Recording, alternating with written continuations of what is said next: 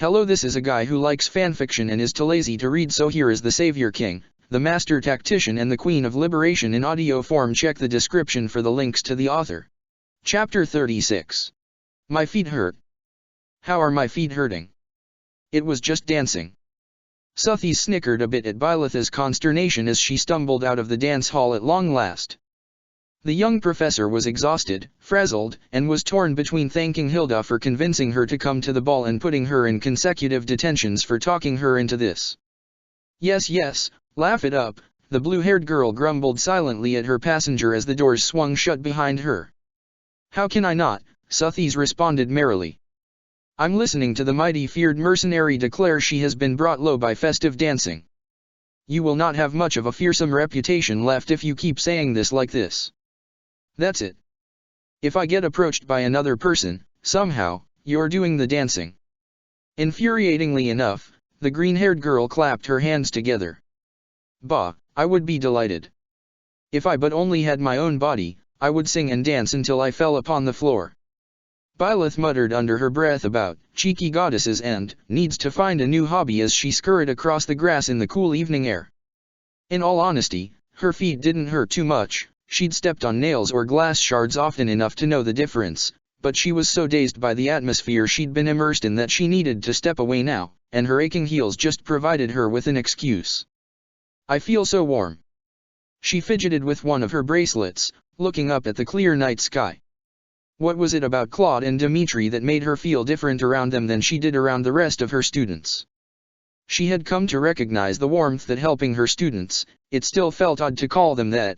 They were the same age as her, they often gave her good ideas, they would catch on to what she was telling them and finish her thoughts for her, had become familiar enough with it to know that the bubbly happy feeling that hearing Claude's teasing or seeing Dimitri's protectiveness gave her. Why was it different? I could tell you, Suthi mused, surprising her. The ghost girl had become serious rather quickly, either hearing or sensing what Byleth was thinking due to their closeness, and if the ashen demon closed her eyes for a moment she could see the goddess, wearing a contemplative expression. But it would be hard to understand, because of the state you're still somewhat in. A note of unease entered her ghostly friend's voice. To be honest, I'm starting to wonder if my being here with you is part of the reason you couldn't feel anything. Human bodies aren't meant to carry more than one soul. Byleth hesitated at that for a split second before shaking her head. Even if that's true, I don't blame you for anything, Suthi. From what little you remember, this must be something that was done to us rather than caused by us. Done to us.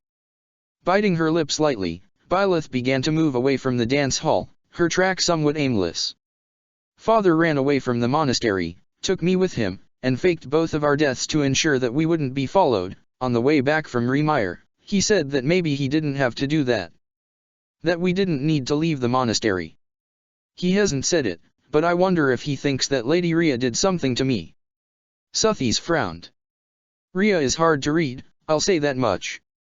Do you think it's possible? I don't know. Or maybe she just didn't want to. Rhea had been very kind to her, treated her with the same worry and affection that she used to only get from her father. Then something occurred to her. Wait, you know what I'm feeling means? I do, Suthi confirmed. A slight hint of her smile came back, it wasn't teasing. Just sweet. But frankly, it's a very hard thing to explain even when one has a full grasp on what it means to feel for another person. Then what should I do? Byleth wondered, a little uncertain due to the distinct lack of snarky advice coming her way. Go find the two of them. And let those feelings guide you. Suthi then smiled and winked. Don't worry, I'll take a little nap so you won't be distracted. But you're supposed to be my backup. The ash no, the professor almost wailed in protest, as slight as the change in her expression was, she very much had the look of someone who had just been chucked in the deep end with no life raft. You'll be fine, the goddess said chidingly. Now how about you go catch up before they make it to the goddess tower without you? Byleth blinked rapidly before looking around the yard again. A few seconds later, sure enough, her eyes caught a flash of gold. Claude and Dimitri were leaving the dance floor themselves. They were walking alongside each other, or was Dimitri following Claude, who was leading him along by the hand? There was something in their mutual posture that made her blood skip a bit, something that compelled her to step forward and, despite her discomfort, hurry after them. She felt a phantom sensation of Suthies patting her on the head, reassuring. Then the goddess slipped into a more distant place, not gone, but more akin to when one of them was asleep. "Claude?" she asked quietly. Part of her was afraid that she was intruding on something she had no place in. "Dimitri." "Oh, Teach." Both boys turned around. Claude looked surprised for a split second, then something she couldn't interpret flickered through his eyes. He gave her a very soft smile. "Finally escaped from your horde of admirers." "For now, I guess." Byleth winced a bit, shifting from one foot to another. "I'm not sure what happened back there." Claude rolled his eyes affectionately. "Still. Geez, what do we have to do to let you know how appreciated you are?" "You must be tired, Professor," Dimitri said. Byleth blinked at him, concern lancing through her chest as she examined his expression. He looked shaken, uncertain, nervous, a little afraid. Even as he smiled at her with honest warmth, there was a look of distracted guilt in his expression. "Are you going to retire now?" I mean. "I'm all right, Dimitri, thank you." She shook her head. "To be honest, my feet are tired. Honestly, I've never had them feel like this outside of a battle before." It was true, though it must have sounded odd to them. "If you two are retiring, do you mind if I join you?" Instead of answering immediately, the two exchanged a long meaningful look, Claude's eyes entreating, Dimitri's anxious. For a moment that seemed to go on forever, they had a conversation entirely without words, punctuated when Claude tightened his grip on the golden prince's wrist. "Of course not," Dimitri murmured. He hesitated for a split second and then offered her his hand again. She accepted with another rush of concern. Even though his skin was cool to the touch, lacing her fingers together with his filled her with warmth. She racked her brain, trying to understand, cursing Suthies for being coy with her instead of explaining this terribly intense feeling. What was that supposed to mean? It's hard to explain even if you understand. She felt like she was standing on the top of a precipice, overlooking a canyon so vast and deep that if she fell into it, she would never emerge from within it.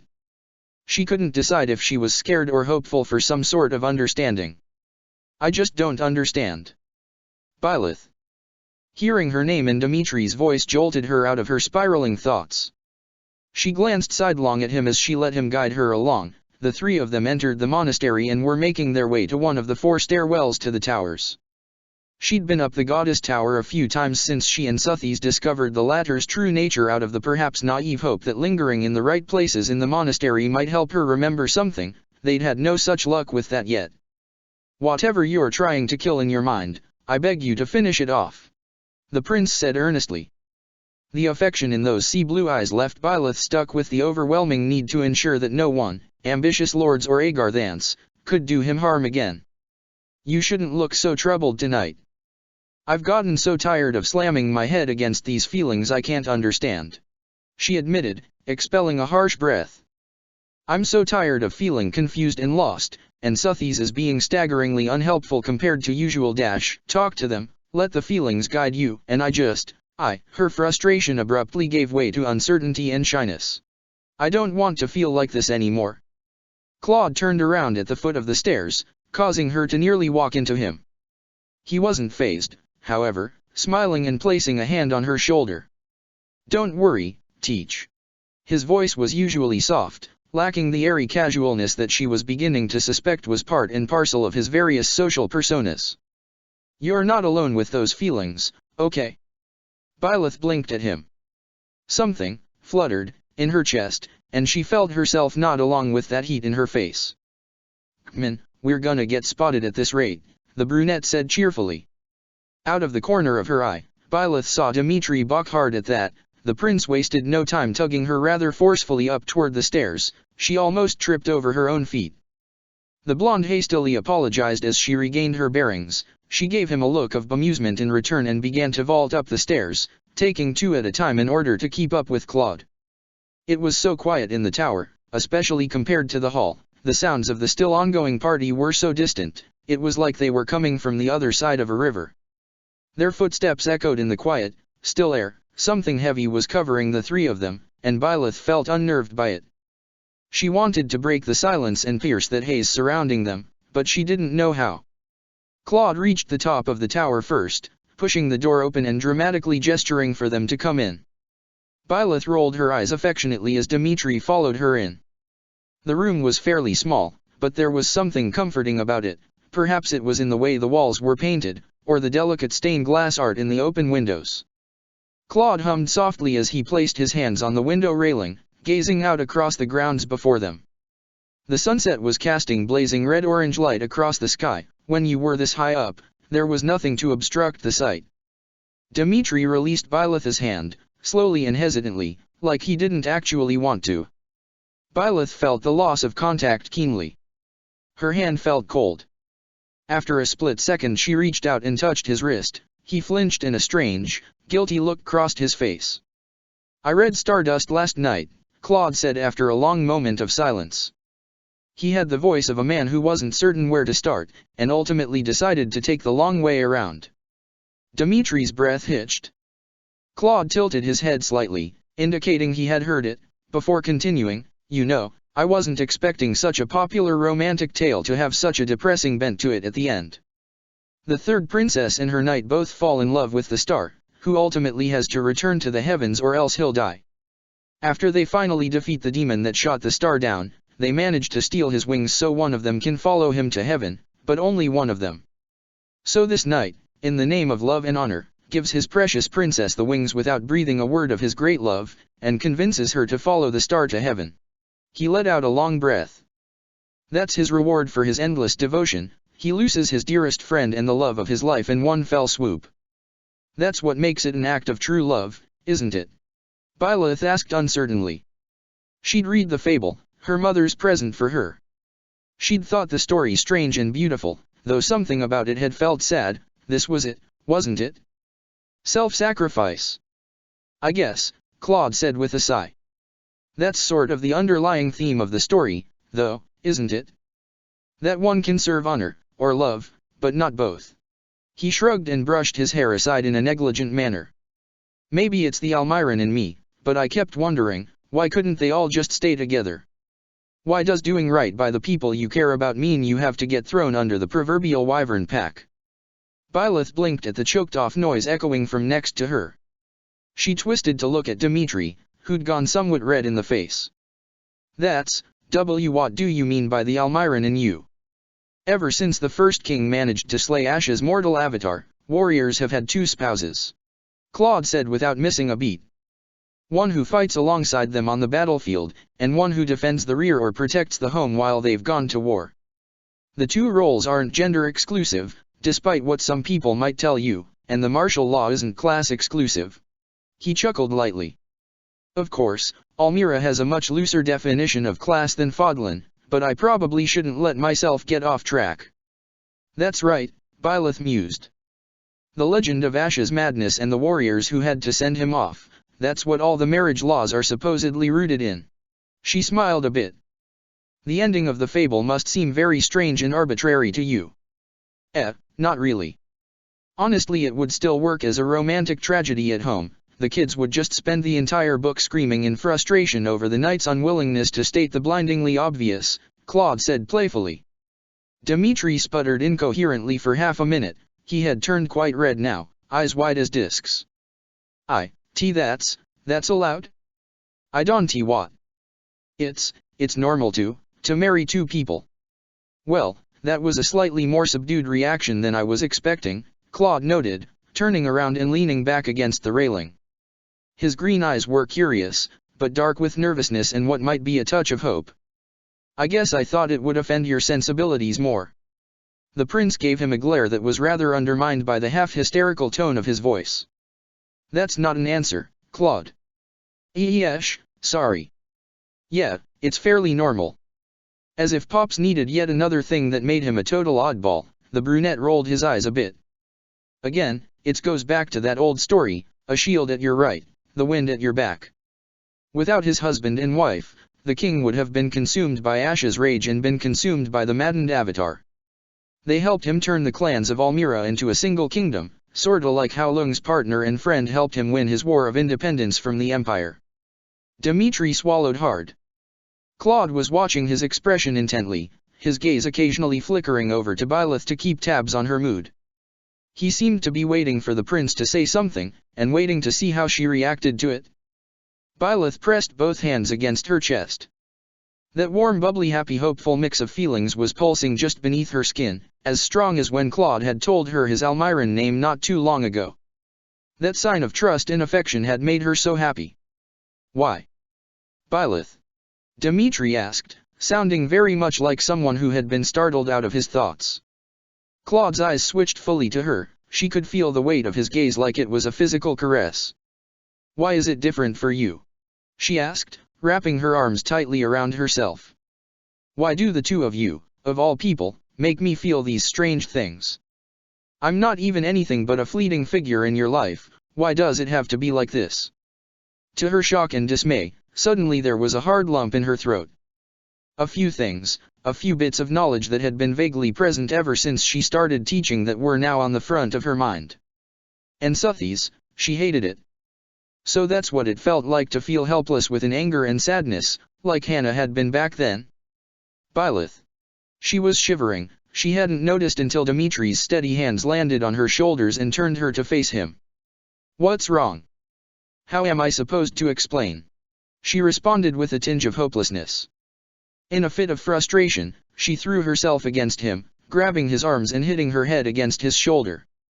The feelings in her throat were strangling her, it felt painful to breathe, and the corners of her eyes were blurry and stinging with an odd heat.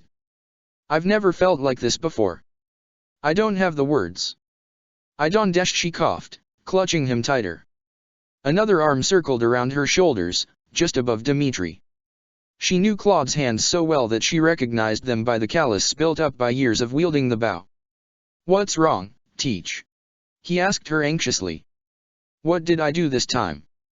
You, she hiccuped. Silently she cursed Suthies for going to sleep, wished desperately for her comforting hugs and words of encouragement. You changed me. I don't want to go back to a life without you. I want. The words wouldn't come. How could she explain it? I want to keep this happiness you give me. The warmth, the lightness, the way the world seems brighter. She shivered. Dmitri held her closer, she felt him press his forehead against the side of her head. You make me feel alive, and as soon as you leave this academy, you'll be leaving my life forever. What? Why would you say that? Dmitri asked, stricken. Claude's protest was wordless and very confused sounding. Because you are kings and dukes and I am a gutter-born mercenary. Byleth responded, abruptly wishing she could turn invisible or use divine pulse to get out of this conversation, to just go straight to bed and avoid the two of them, but she couldn't quite seem to pull herself together enough to reach for the magic. The best I could hope for is to be hired by you at some point, but it would just be for jobs. I wouldn't be allowed to stay close to you. That was simply the way of things. Mercenaries were social inferiors no matter which kingdom you were in. Faerghus feared them as godless headhunters, the Empire considered them drudge workers of the lowest level, and the Alliance kept them at arm's length since their loyalty was to their paychecks. A mercenary could consider themselves lucky if they were permitted to marry a second daughter or third son, for a king. A duke? That was a literal dream. A fable. Marriage. She wasn't sure where the thought had come from, but it pierced through her like an arrow. In that instant she realized that she loathed the thought of either of these boys marrying someone other than herself. Was that what she wanted? Was that what this warm bundle of feelings meant? Did she want to be for them what her mother was for her father? Why would I give a damn about that? I love you. Claude's admission was so blunt and so startling that it jerked Byleth right out of her self-pitying spiral. She twisted in Dimitri's arms and stared into those fierce emerald green eyes. I would need a lot more than a bunch of self-involved nobles making a stink to not go after you, either of you. Claude dash. Dmitri, I appreciate what you're worried about, but just don't. The brunette cut him off. Byleth was fairly certain she felt her prince's heart skip a beat. There's no one else like you, you know that, right? After everything, after how long I've believed that I will never, ever be anything but alone, I can't walk away from the two people who love me. Dmitri flinched. Byleth raised her head and looked wide-eyed at him. The prince was on the verge of tears, quite literally, his eyes were watering, for all that he seemed determined not to break down. She reached up and gently traced his face with her fingers. "We've made you cry again," she murmured sadly. "I wish I knew how to avoid that." "Mitya," Claude murmured, quiet but firm. "Say it. Stop being so stupidly noble, you're dying inside. Please." The prince let out a soft sob, letting go of one of Byleth's arms to grab Claude's hand. "Now who's being cruel?" he wondered weakly. "But I knew you had sharp edges long before I started to fall in love with you." He closed his eyes. "Forgive me for being selfish, Byleth, it feels wrong to offer you only part of my heart in sincerity. I lost the other half, you see." For an incredibly long moment, Byleth wasn't sure what to say. Then she suddenly found herself giggling, and she was swamped in that warm, happy, lively feeling, leaving her feeling like her entire body was on fire. "What a group we make," she giggled. "A prince, a duke, and a mercenary walk into a cathedral, hee hee hee. Oh, I don't know what Ria would make of it. She said that nothing I said could alarm her, but I don't know about that." Somehow, that got both of her boys to laugh, though Dmitri was decidedly more apprehensive than Claude. "Why yeah, maybe we should keep this our little secret for now," the brunette said. "Least until I can figure out how to abscond with the two of you to the temple where my parents married. Better to beg for forgiveness than ask for permission, right?" "You can't be serious," Dmitri started before shaking his head.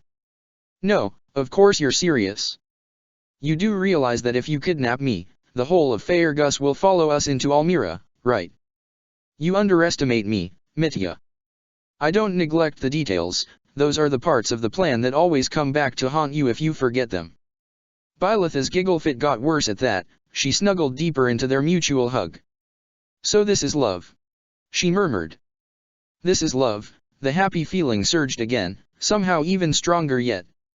"I'm so glad, I'm not a demon after all. A soulless creature wouldn't be able to experience something so wonderful, would they?" She felt a gentle sensation, her hair shifting. Claude's kiss on the top of her head lingered as she straightened up and watched as Claude leaned a bit over her and kissed a tearful Dmitri softly on the lips. A tender, romantic gesture. Hilda would never let him live it down. How are we going to survive telling her? We won't ever hear the end of it. Somehow that thought didn't bother her too much. Byleth woke in the middle of the night like she'd been stabbed in the ribs. Perhaps it was a delayed reaction. Perhaps the blissful dreams she'd had the moment her head hit the pillow after leaving the tower had hammered home this new state of her life. Perhaps the reason was irrelevant because in that moment Byleth experienced what could charitably be described as a delayed heart attack of someone who had started an avalanche. Which was promptly followed by panic. What have I started? What have I agreed to? What in the world am I doing? As if it was making up for lost time, Byleth's imagination proceeded to run riot and fill her with enough stimuli to make the most passive person have a truly glorious panic attack. Old instinct and habit was hard to shake, fortunately, so she didn't wake everyone in a block radius of her bedroom begging for advice or just to find someone to freak out with her. With long practice, she sprang to her feet, grabbed her coat, shoes, and a candle, and bolted out the door. Her feet carried her almost on autopilot. She couldn't say she was really thinking about her destination through the haze of what do I do, how do I do this, can I even do this bloody sacred suthies, yet her muscle memory guided her into the monastery. Twice she tripped over cats that had been doing late-night hunting. She apologized profusely and gave them remorseful pets before redoubling her previous pace, looking for the one person who'd never failed to make the world make sense for her. The other mercenaries would have been flabbergasted to see her so thoroughly uncoordinated. She scrambled up the stairwell, nearly dropping her candle and burning herself in the process. Cursing, she straightened it and continued on her way, jumping the steps two at a time until she was at the top. Her eyes strained in the dark as she crossed through the halls, avoiding the few guards and servants who were patrolling and working late into the night. She would not be distracted from her goal. Around one corner, then another corner, then down the hall. She knew the way by heart, which was useful with so little light to guide her outside of her candle. Grabbing the door handle to her father's room, Byleth gave it a hard twist and scowled when the door refused to open, due to being locked. "I will kick you down if I have to," she warned the oak panels. Never mind that doing so would have caused a stupidly huge scene, she needed advice and a guide, and she needed it yesterday. She needed it months ago, damn it. She jostled the handle, twisting it and putting pressure on it until she finally managed to beat the lock, forcing the door open. NGH. Her father shot up in bed, scrambling with the heavy blankets as she stepped into the room, shutting the door behind her. Gerald blinked rapidly, staring as his eyes slowly focused on her. Wait, kid? Is that you? What's going on? Byleth hurried across the room, placing her candle on his nightstand. Gerald rubbed his face and complained in a low voice, "Do ya know what time it is, kid?" "I'm in love," Byleth responded bluntly, ignoring the question. Her father sputtered, jerking backward and hitting his head against the headboard of his bed. "What now?" he said blankly. "I'm in love," Byleth repeated slowly and with careful emphasis. He was still waking up, he probably needed a minute to pull his fatherly wisdom together. "What?" Gerald said flatly. Total disbelief radiated off his massive frame. "I'm sorry, I'm still waking up. I didn't just hear you say." Byleth sighed heavily. She dropped unceremoniously down on the bed next to him and placed the palms of her hands on his knees, looking entreatingly at him. "I'm in love," she enunciated very clearly. There really shouldn't have been any confusion over those 3 words, but it couldn't hurt to drive the point home as deeply as possible. "I have no idea how to be in love. Help me." The last words were a sibilant hiss, half a hysterical statement of the obvious and half a frantic plea for help. "It is too early in the morning for this," Gerald decided after a minute, pressing 2 fingers against his temple. "Too late in the evening. Whatever. Start at the beginning. You think you are in love? When?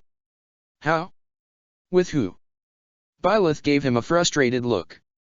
"I do think so, and I need help, not an interrogation. Seriously. Since when was her father so slow on the uptake? When did this happen?" Gerald, however, didn't seem to be keeping up with the program. Given how dumbstruck he sounded, it was going to take a bit more prying to get him away from the opening statement. He was staring at her like he'd never seen her before. "How did this happen?" Then he frowned slightly. "Wait, never mind. I have this sinking suspicion that Regan, at least, has something to do with it." He rubbed his eyes again and cast around the room like he was looking for alcohol. For some reason, the familiar expression really wore on Byleth's nerves. "You're sure?" The question was oddly hesitant. Byleth nodded sharply. Gerald stared at her for another minute before mumbling something that sounded suspiciously like, "Half a chance I'm still dreaming," before saying, "I'll be damned. That's quite something, kid." She must have given him quite the impatient glare at that, because he rubbed the back of his neck and said, "That's a good thing, isn't it? What's the matter? What's the dash?" "I have no idea what I'm doing, that's what's the problem." Byleth barely remembered to keep from yelling. The last thing she wanted was anyone intruding on this conversation. And put her hands on his shoulders. "What should I do, father? What do I do now?" Gerald blinked twice, then reached up and grabbed one of her hands. "Well, for starters, stop panicking." He paused and shook his head in wonder. "There's something I never, ever thought I'd be saying to you. That is the most useless advice you've ever given me." He had the nerve to smile knowingly at her. "Feels that way, doesn't it? But really, try and do your best to clear out your head and take some deep breaths. The world may feel like it's tilting out of alignment, but it's not. Don't freak out." "I don't know how to write poetry," Byleth blurted out. "I know how to grow flowers, but I've never arranged them. I only know how to make that one kind of cookie, and I don't know how to act like a lady, and how does one even act romantically anyway? First of all, I wouldn't worry too much about the first half of that tirade. There's no set kind of gift that can act as a romantic gesture." Gerald now looked like he didn't know whether to laugh, wince, or sigh, or possibly all 3. Byleth gave him what she hoped was an aggrieved look. "At risk of giving even more useless advice, do your best to act naturally. It's the person you've been up until this point that this mystery guy finds appealing. Being myself meant being an emotionless husk until just a few months ago." Byleth protested. There's nothing more unromantic than that. You're not emotionless now, kiddo. Geralt said soothingly. That's why I'm saying just keep doing what you're doing. You'll figure it out as you go along, same as you've been doing since we arrived here. Love is both harder and easier than all the stories would lead you to think. Tell me about how you fell in love with Mom, Byleth asked. Clearly a change of tactics was in order. Tell me how you eventually got married. Please, tell me all the stories. Right now? We can't at least wait until the sun comes up. Geralt looked back into her serious expression for a moment and let out a soft, world-weary chuckle. Right, at least let me make us some tea first. There's a lot to talk about. Thank you, Father. Chapter 37. The sunlight streaming through his window warmed Dimitri's face, slowly drawing him away from a blissfully dreamless sleep. He blinked a few times and propped himself up on his elbows. How incredible, I don't feel tired at all, nor does my head hurt. It's been a while since I've slept so easily. Running a hand through his messy hair, the prince gave his head a slight shake, urging his mind to finish waking up as he looked around the room. That's how he found himself staring at Claude, sprawled on the carpet of his room like a sunbathing kitten, a peaceful smile on his still sleeping face. Dimitri stared at him for a few seconds before memory kicked in and the previous night came rushing back. The goddess tower, Claude, Byleth, their words, the promise. Dimitri jerked forward so he was fully sitting up, shock warring with panic, happiness, and a dozen other feelings for control over his tongue. Claude stirred but didn't wake. It couldn't be very comfortable lying on the floor, but he seemed perfectly content. You love me? The prince thought in helpless wonder. Sliding out of bed, Dimitri knelt next to the brunette, just looking at him. I don't understand. You saw what I am, and you can still say such a thing? Claude. Hesitantly he reached out and touched the side of the dreamer's head. Claude shifted again, his eyes fluttered a bit. Dimitri cursed himself and withdrew a bit. The brunette looked so unusually relaxed that he was loath to rouse him from his dreams. What am I going to do? I should have known better than to make a promise I may not be able to keep. A slight, crooked smile crossed his face in spite of himself. But there was nothing else I could have said. Briefly his mind darted back to the dance floor, Claude's flashing green eyes and fierce expression. I hadn't thought you were that cruel. I couldn't toy with him or his feelings for me. Whatever sort of creature I may be, if she, truly feel love regardless of my evils, they deserved my honesty at the least. They already have my heart. Dimitri shifted a bit, watching Claude's chest rise and fall. Both of them were still dressed in the formal wear from the previous evening, neither having had the presence of mind to change after returning from the goddess tower. Somehow Claude looked handsome as ever despite how disheveled he was. Sylvain would be envious. That softness in his face, I wonder what he's dreaming about, home, perhaps. Leaning back against the side of his bed, Dimitri tried to visually construct an image of Almira from the scraps of stories and information that Claude had let slip over the past few months. His mind conjured a strange mashup of Faerghus and Duscur in the midst of the latter's warmest summer, with more mountain ranges and roaming wyvern packs, the glistening ocean always visible on the horizon. I wonder how we might find a reason to go there. Fanciful thinking though it was, Dimitri couldn't help it. He exclusively blamed the troublesome brunette who'd barged into his life and then refused to leave. He's lived in the Alliance for about 3 years now, he must be homesick. You're thinking really loudly, Mitya. What's the matter? Dimitri let out a small startled sound as his gaze fell on a pair of hazy yet still mischievous green eyes. Ah. See Claude, why are you in my room? For goodness sake, I'm sorry I woke you. Claude smiled lazily in response. Don't be. I'm not much of a deep sleeper. Propping himself up on an elbow, the brunette pawed at his arm and tugged clumsily but forcefully. Dimitri managed to get out half of a startled objection before finding himself lying over the schemer and caught in a sweet kiss. Dimitri could only muster a weak protest before surrendering, tangling his fingers in those soft brown curls and kissing back. It was soft and sweet. Even after they parted a few seconds later, the prince felt like he was floating on a cloud. Sparing a few seconds to catch his breath he managed, I thought you had gone back to your room. I wanted to steal a few more minutes, Claude responded, smiling lightly back at him. His eyes brightened, glittering with both mischief and affection. Still early enough for me to slip out unnoticed, don't worry. If you're sure. Dmitri pushed himself back up onto his knees. Claude stubbornly held onto his arm, pouting. Where are you going? Aren't you uncomfortable sleeping on the floor? The prince asked in response, not bothering to hide his blush. Now that you mention it, Claude reluctantly let go and pushed himself up onto his knees, rolling his neck. He winced a bit. Ugh.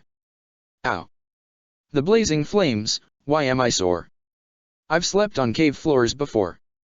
Dare I ask why? I was exploring, the brunette said brightly. He glanced out the window, admiring the early sunrise for a moment before getting to his feet. I spent all afternoon wandering all over that cliff, got kidnapped by a mama wyvern and found the lost emerald crown. Dmitri must have given him a baffled look, because he chuckled and explained, baby wyverns like shiny things, so it happens more often than you'd think. Claude started toward the door, only to hesitate with one hand on the latch. Dmitri took a step closer, wondering if someone was in the hall. And jumped slightly when Claude twisted and kissed him again, quickly but fiercely. For luck, he said teasingly before slipping out of the room. Dmitri stood still for a moment as Claude's quiet footsteps faded away. Luck, he murmured as warmth spread through him. I suppose so. Feeling himself smile, he turned around to prepare for the day. It was still quite early, but he was in the habit of waking with the sun. One hot bath and change of clothes later, Dmitri stepped out of his room, glancing warily back and forth. Part of him was expecting and dreading to see Sylvain standing and staring at him with a mixture of awe, envy, and bewilderment. Because if Sylvain found out, the rest of Garregmach would find out in very short order, and then what in the eternal flames would he do? Mercifully the hallway was indeed empty, the door to Claude's room was closed. Perhaps he's still tired, after lying on my floor all night. I wouldn't be surprised. Dmitri placed a hand on the wood for a moment, listening for several moments for any sound or movement. It was pretty much quiet except for the occasional soft sound of pages turning. Or he's reading. I suppose I should have seen that coming. With a small half-smile the prince turned and made his way down the hall. Making his way down to the training hall was a force of habit. He'd long since started using practice as a way to pass the hours and distract himself when his sleep was interrupted. Even when his dreams were relatively benign there was something comforting about picking up the lance and going through the motions. The quiet that blanketed the monastery in the early mornings was both a bit eerie and rather comforting. Only some of the servants were up and about, and he recognized many of them at this point. It wasn't until he walked through the partly open doors that he saw, and heard, something unexpected. The people at Remire. You said you ran away from them. Lysithia's voice gave Dmitri pause. The prince slowed and came to a stop in the hallway that led into the main arena, standing partly concealed behind a pillar as he took the scene in. His eyes widened a bit when he saw not just Claude's white-haired classmate, but the person she was talking to. The black-haired girl was still wearing the long overcoat from Remire, but beneath it more casual clothes were visible. She wore both her swords despite the fact that the monastery was safe. Glenn spoke easily about Atra, called her a friend. He explained how the girl had dragged him out of the fire, hidden him and convinced a back-alley hotel owner to care for him until she returned with a family member.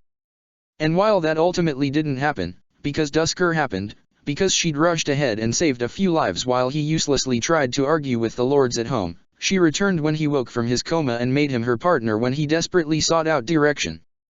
Yet Glenn had been very reluctant to talk about the Dusker incident beyond that and the fact that none of the assassins were from Dusker. He couldn't, or perhaps wouldn't, but no, that couldn't be right, even explain why Atra was there to begin with. Dmitri hadn't had the chance to go and ask her about that night. His own bad memories aside, he'd been too determined to stay with Glenn, hoping beyond hope that somehow doing so could help him remember. Now it seemed that Lysithia had found her first, but what in Fodlan for? Yes, Atra said a little hesitantly. She was standing with her back to a pillar, her posture suggested she felt a bit cornered. Is there something in particular you want to know? I may not have the answers you seek, but I'll do my best. Lysithia lowered her head for a moment, then pointedly looked around the room. She missed Dmitri due to him being mostly hidden behind a pillar, but apart from him, there was nothing but silence and the chirping of birds. "There is something," the white-haired girl said, serious as the dead of winter. "It's about something that happened a long time ago." Atra nodded slowly. Lysithea paused, then began to pace back and forth. Her every step was agitated, her arms crossed over her stomach and fingers digging into her sides. When Solon was asked why he poisoned the Remire villagers, he said that he could have performed his experiments anywhere. "So, this is something he's done before? Testing some sort of performance enhancer on humans?" She shook her head. "Thinking about those villagers who went mad, they fought without any concern for themselves or any injuries they took. They weren't fighters, they weren't even properly equipped, but if you gave that drug to a battalion of hardened soldiers..." The sentence hung heavily in the air. "It's possible," Atra said, tugging at one of her sleeves. "Though honestly, I wouldn't rule out the possibility of him doing it just to indulge his sick curiosity. I guess." Lysithea's voice dropped an octave. Dmitri had a strong sense that he shouldn't be listening in on this, but the clear and obvious strain in her voice struck a chord that froze his feet to the floor. "Though what I'm asking is, he does that. Experiments meant to improve humanity." Dimitri's clenched his fists tightly at Atra's tired nod. "Breathe, calm down, don't interfere," he thought as he leaned against the pillar to try and center himself. "Yes." The black-haired girl shivered. "I can't say for certain, but I believe he's been working on such projects for a very long time." For a moment Lysithea stood ramrod still. Then she slumped. "Then that's the reason." "The reason for what?" The white-haired girl tilted her head. "The professor said that they took your mother away when you were little." Atra flinched at the remark. She blinked rapidly, as if trying to chase a few stray tears away. Dimitri's heart ached with sympathy. "You never found out what they did to her or even why? Does that keep you up at night sometimes, like it does for me?" He saw Atra take a startled step backward at the question. Meanwhile the prince was fairly certain his chest seized up for a second. "Lysithea, you were dash. They came into our house with the auditors." Lysithea's voice was distant. She didn't seem to be looking at the mysterious renegade in that moment, her eyes slid over cold stone and the weapon racks, tracking a memory only she could see. "After my family got mixed up in the attempted rebellion at Hrym." Atra shook her head a bit. "You don't know dash?" "Right, of course. It's not important anyway. For the longest time, I assumed they were hatchet men from the Empire. That it was some sort of sick punishment for supporting Hyrm. But when I saw Solon and his allies in Remire, saw their skin and their clothes, I remembered details that had gotten hazy after everything." Lysithea's head lowered. "He was practicing on us. Learning. Perfecting a technique. I can't believe he was here for months and I didn't recognize him." Thales and Solon had long since had the ability to impersonate others. Atra said, almost as an afterthought as she examined Lysithea with an expression somewhere between dawning understanding and dread. He experimented on you? On your family?" A moment of silence. Dimitri's vision blurred red for a moment when Lysithea nodded without a word and the world faded a bit as he slid to the ground, his back to the pillar as he struggled to breathe. "It wasn't just father, wasn't enough to kill him and my childhood companions. I kill them, I'll kill all of them. I can't I believe it. I'm so sorry." "Why are you apologizing? You weren't there, I remember that." "I don't think I could forget their faces if I tried." Lysithea's tone was quiet and stiff, but there was no malice there, not toward Atra, at least. "I just want to know, if you know why." Her voice cracked on the last word, wobbling on the verge of tears she nevertheless held back. "What did they buy with Kyo's life? With Sonia and Xavier and Maya's lives?" "I'm sorry, I only have a theory. I was a foot soldier, then a spy. I only know what I've overheard." Atra pushed off the pillar, one hand hovering as though she wanted to touch Lysithea comfortingly but didn't think she had the right to. "It's about the Flame Emperor." "Him? When you talked to him, you acted like he wasn't an Agar then. Who is he?" "He, or she, I suppose, I've never seen underneath that mask, was born on the surface." "Not just born, he lived here, grew up here, and frankly considers himself superior to the Agarthans he's met and gotten involved with. Atra snorted. He thinks he can usurp Thales's plan to conquer Fodlan for himself. It doesn't matter what Agartha does to his people in the meantime, it's all a means to an end. He's a traitor unlike any other and scum of the worst kind. He'll die for it, Dmitri thought, bracing his arms against his legs. His vision was still hazy and crimson, he didn't dare get up, or really do anything other than focus on breathing evenly and keep his mind in the present. They will pay for everything they've done, to Dusker, to Lysithea, to me, if it's the last thing I do before I die. I knew that when I saw him brush off what happened to Remire, Lysithea muttered. But what does he have to do with me? A second later, the white-haired girl stiffened. Hang on, you called him Thales's pet. Are you saying that he or she was groomed for this role? Atra nodded again. Thales likes to remind the Flame Emperor that it was he who empowered him with defiled beast's blood, that he was their greatest success. And if there was a way to make human beings more powerful, Solon would have had to have made previous attempts to ensure an optimal success. The renegade drew circles in the dirt with her foot, trying to siphon off energy. I can't prove it, but my supposition is that he wanted to see if he could perfect the process. For a long moment Lysithea said nothing. It gave Dmitri a chance to finally get his breathing under control and blink his vision clear. He was a little shaky, but he wasn't about to do something he'd end up regretting. I see. Her voice was remote and colder than the worst northern winters on record. Hey Atra, Lysithea's tone didn't change an iota. You might want to join us proper, because if I get to Shambhala first, I'm not going to leave you anything to step on. That sounds fair, Atra responded. Lysithea expelled a long breath, dropped her arms to her sides and gave her head a shake. Thanks for that, it's been eating at me since we came back. She turned on her heel and paused. Do you want to come and get breakfast with us? Ash and Didu are working in the kitchen, and serving omelets this morning. They're really good. Ah, thank you, but I'm expected down in Abyss. I've been helping Yuri get decent meals down there since the Chalice incident. Well, if you're sure. Tell Constance good morning for me if you see her. With that, Lysithea left the training hall, turmoil pouring off her like heavy rain. Atra winced as the doors swung shut behind the younger girl and slumped a bit. Slowly she raised a shaking hand and swiped feebly at her eyes. Her breathing was ragged and pained, there was grief there, soft but audible. Suthies knew that Dmitri was familiar with that sound. You can come out now, Your Highness, she called out softly. Dmitri started.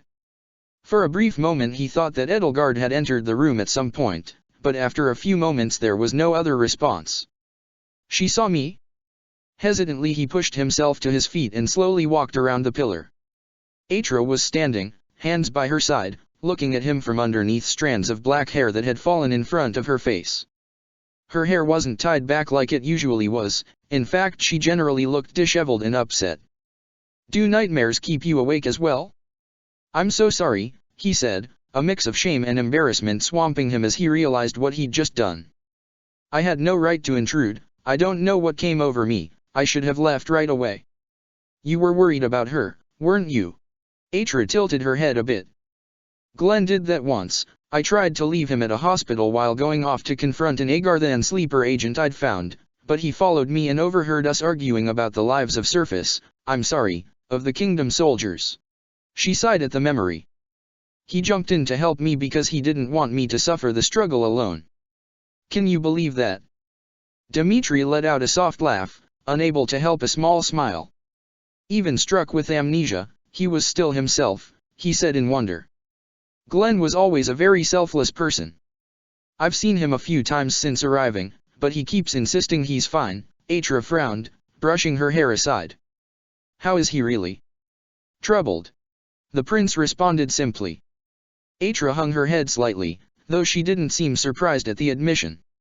Which reminds me, I really should have said it earlier. He bowed his head. Thank you for saving him that night. I'm so grateful to you. He missed the full body flinch Atra experienced in response to that. There's no need, it was the barest decent thing I could do at the time. He was the only person I saved. Still, Dmitri insisted, straightening up. I spent 4 years thinking he was dead, knowing that another person aside from me survived that night is a weight off of my soul. A thought struck him as he said that. What brought you to Dusker that night? For you to have followed a military expedition that far from everything familiar. That's. The ringing of the church bell interrupted them. For a moment Dmitri thought that somehow it was the summons for class, despite the fact that this was a Sunday. Then as the tolls increased in frequency and in volume, he froze on the spot. That was the alarm. A warning of invasion. What's happening? Atra asked, reading his expression. She tensed and dropped one hand to the hilt of a sword. Something's wrong, Dmitri said shortly. Cursing himself for not having a weapon on hand, he said, I need to find my classmates. Will you dash? Atra swallowed hard, hesitating for a moment before grabbing the large hood attached to her cloak and pulling it over her head. It was at least one size too big for her, and it cast a shadow over her face that made her skin look several shades darker than it actually was. No, please lead the way. Dmitri didn't hesitate, his question driven firmly from his mind as the two of them sprinted to the doors and forced their way out of the hall. The roaring of demonic beasts rent all thought but fight or flight to ribbons, no matter how far away you were. Dmitri rushed into the entrance hall which was currently in a state of controlled chaos. Byleth, Alois, Geralt, and Claude were at the head of a panicked crowd of civilians and merchants. Seath was shouting and trying to maintain order while the few knights of Sirios, including Gilbert, were arming themselves in a disorganized rush. When he made his way over to Byleth's side, he saw Yuri running toward the back of the monastery for a moment before he shimmered and disappeared in a flare of crest light. There you are, Glenn said in relief as the two of them skidded to a halt a few feet away from where the sleep-deprived but completely alert blue lions were waiting at the top of the stairs. He slung a lance off of his shoulder and tossed it one-handed over to him. The prince nodded in gratitude as he caught it before swinging his gaze over his friends. None of them were hurt, thank Suthies. What's happening? Dmitri asked hurriedly. How am I hearing demonic beasts this close to the monastery? No one knows how. Felix said through gritted teeth. All we know is that the monastery is surrounded by over a dozen of them, 6 out front, 6 out back, that appeared right out of Suthi's damned nowhere mere minutes ago. They're attacking anyone not fast enough to get out of the way. Dmitri heard Atra suck in a sharp breath. A number of the upper-class men are missing, Didu added, sounding much calmer than anyone else felt at the moment. Sir Gerald thinks that they are trapped in the backyards where we fought the Empire mercenaries. The professor is currently arguing with Sir Alois that she and the deer spearhead the defense against those monsters. The monastery's short-handed, Lady Rhea and Sir Catherine haven't returned from their visit to the Eastern Church yet. Ash fretted, fingering his bow. Only Sir Gilbert and his men are still available, and that's not enough for the number of beasts. Then we'll fight, Dmitri said immediately. He glanced back at Byleth, who had stepped around Alois with purpose in her clenched fists. He wasn't certain, but he could have sworn he saw a flare of increasingly familiar golden-green light in her eyes. Where are Edelgard and the Black Eagles? Are they safe? They're guarding the orphans and fishermen in the dining hall. The princess was the second person to raise the alarm. Sir Gerald said as he walked toward them. He was a step behind Byleth, whose expression was frozen in grim concentration. Have you ever fought a demonic beast before, Your Highness? Once, he allowed, remembering that incident with a slight shiver. It had been a few months before he became a student at the officers' academy. He and his guards had been attacked on the road. And I was inexperienced then. Felix rolled his shoulder and Dmitri saw his eyes dart toward Byleth. Glenn noticed the look too, his eyes fell on the prince with a questioning air. Felix noticed this and frowned, muttering later. We can handle a beast, the younger Frelderuis growled. Just point us at them, old man. Glenn made a small exasperated noise. They can come, Byleth said flatly, giving him a meaningful look. There was concern in her ocean blue eyes, but confidence as well, and he felt that there was more of the latter than the former. Warmth sparked inside his chest. You're not going without me, he said silently. We need all hands on deck, Sir Alois. Go and make sure that Edelgard and the others have that area secured, help them if they get blindsided. The words were so much a stern order that the jolly knight didn't question them at all before rushing to obey her. Geralt's eyebrows shot up for a moment. He gave his daughter a bemused look before refocusing on the problem. "With your permission, Seath," he called pointedly. Seath paused from giving orders to Gilbert and the knights to regard the deer and lions. He gave Flame, standing tall between Ignatz and Raphael, an agonized look as he struggled between his innate protectiveness of her and his need to defend the monastery. Flame caught this and stared back fiercely in turn, communicating her resolve without a single word spoken. "Very well," the green-haired man said after a moment. "Protect the monastery and save the students if at all possible." "It will be," Byleth muttered. "Everyone, with me. Yuri will be waiting with a status report." The golden deer roared in determination, literally roared, their voices blending together. Dmitri couldn't help but jump a bit. For a moment he felt like he was standing in front of a squad of the fiercest knights from home. Even timid Bernadetta had a sharp and fearless expression on her face. "You coming, Atra?" Claude asked in a low voice, one eye on the cloaked girl. Did he look a little concerned? Atra nodded. Seath looked over the group. Perhaps he was imagining things, but he thought the older man stared at the renegade for a moment before shaking his head and looking away, muttering something he had no hope of hearing over the general din. He wasn't given time to think about it. Anyway, Byleth was running full tilt toward 6 demonic beasts, and his place was at her side.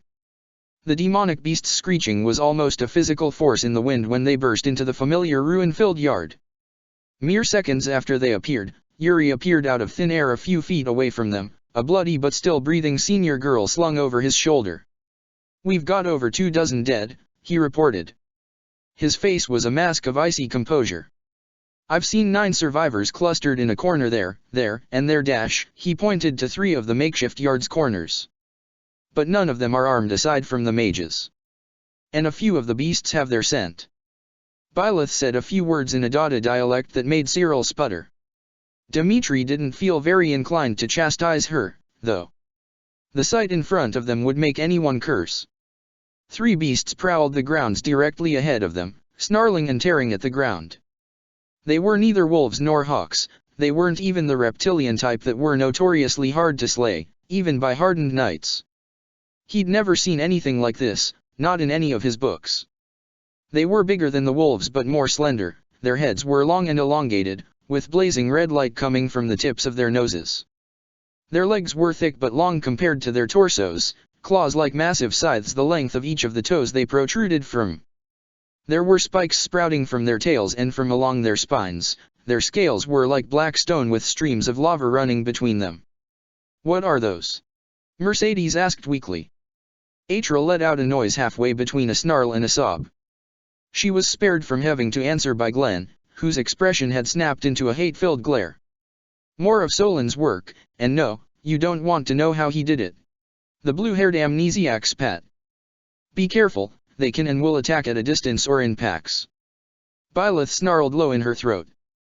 "Claude, take Yuri, Balthus, Marianne, Ash, and Lawrence to the corner closest to us." She snapped her hand to the right. "If you can kill the beast, kill it, but your priority is saving the other students and not getting ambushed by the other beasts." She pointed to a stone high-rise directly in front of them. "Constance, Bernadetta, I want you up there. Don't worry, we'll keep their attention off of you. Your job is to snipe the beasts, annoy and disable them as much as you can. Happy, you're with me." The redhead winced. Byleth turned towards her and gave her a small, reassuring smile. "Don't worry. I'll protect you." Happy blinked at her, lips slightly parted in an aborted response. Byleth didn't seem to notice this, instead she turned toward him.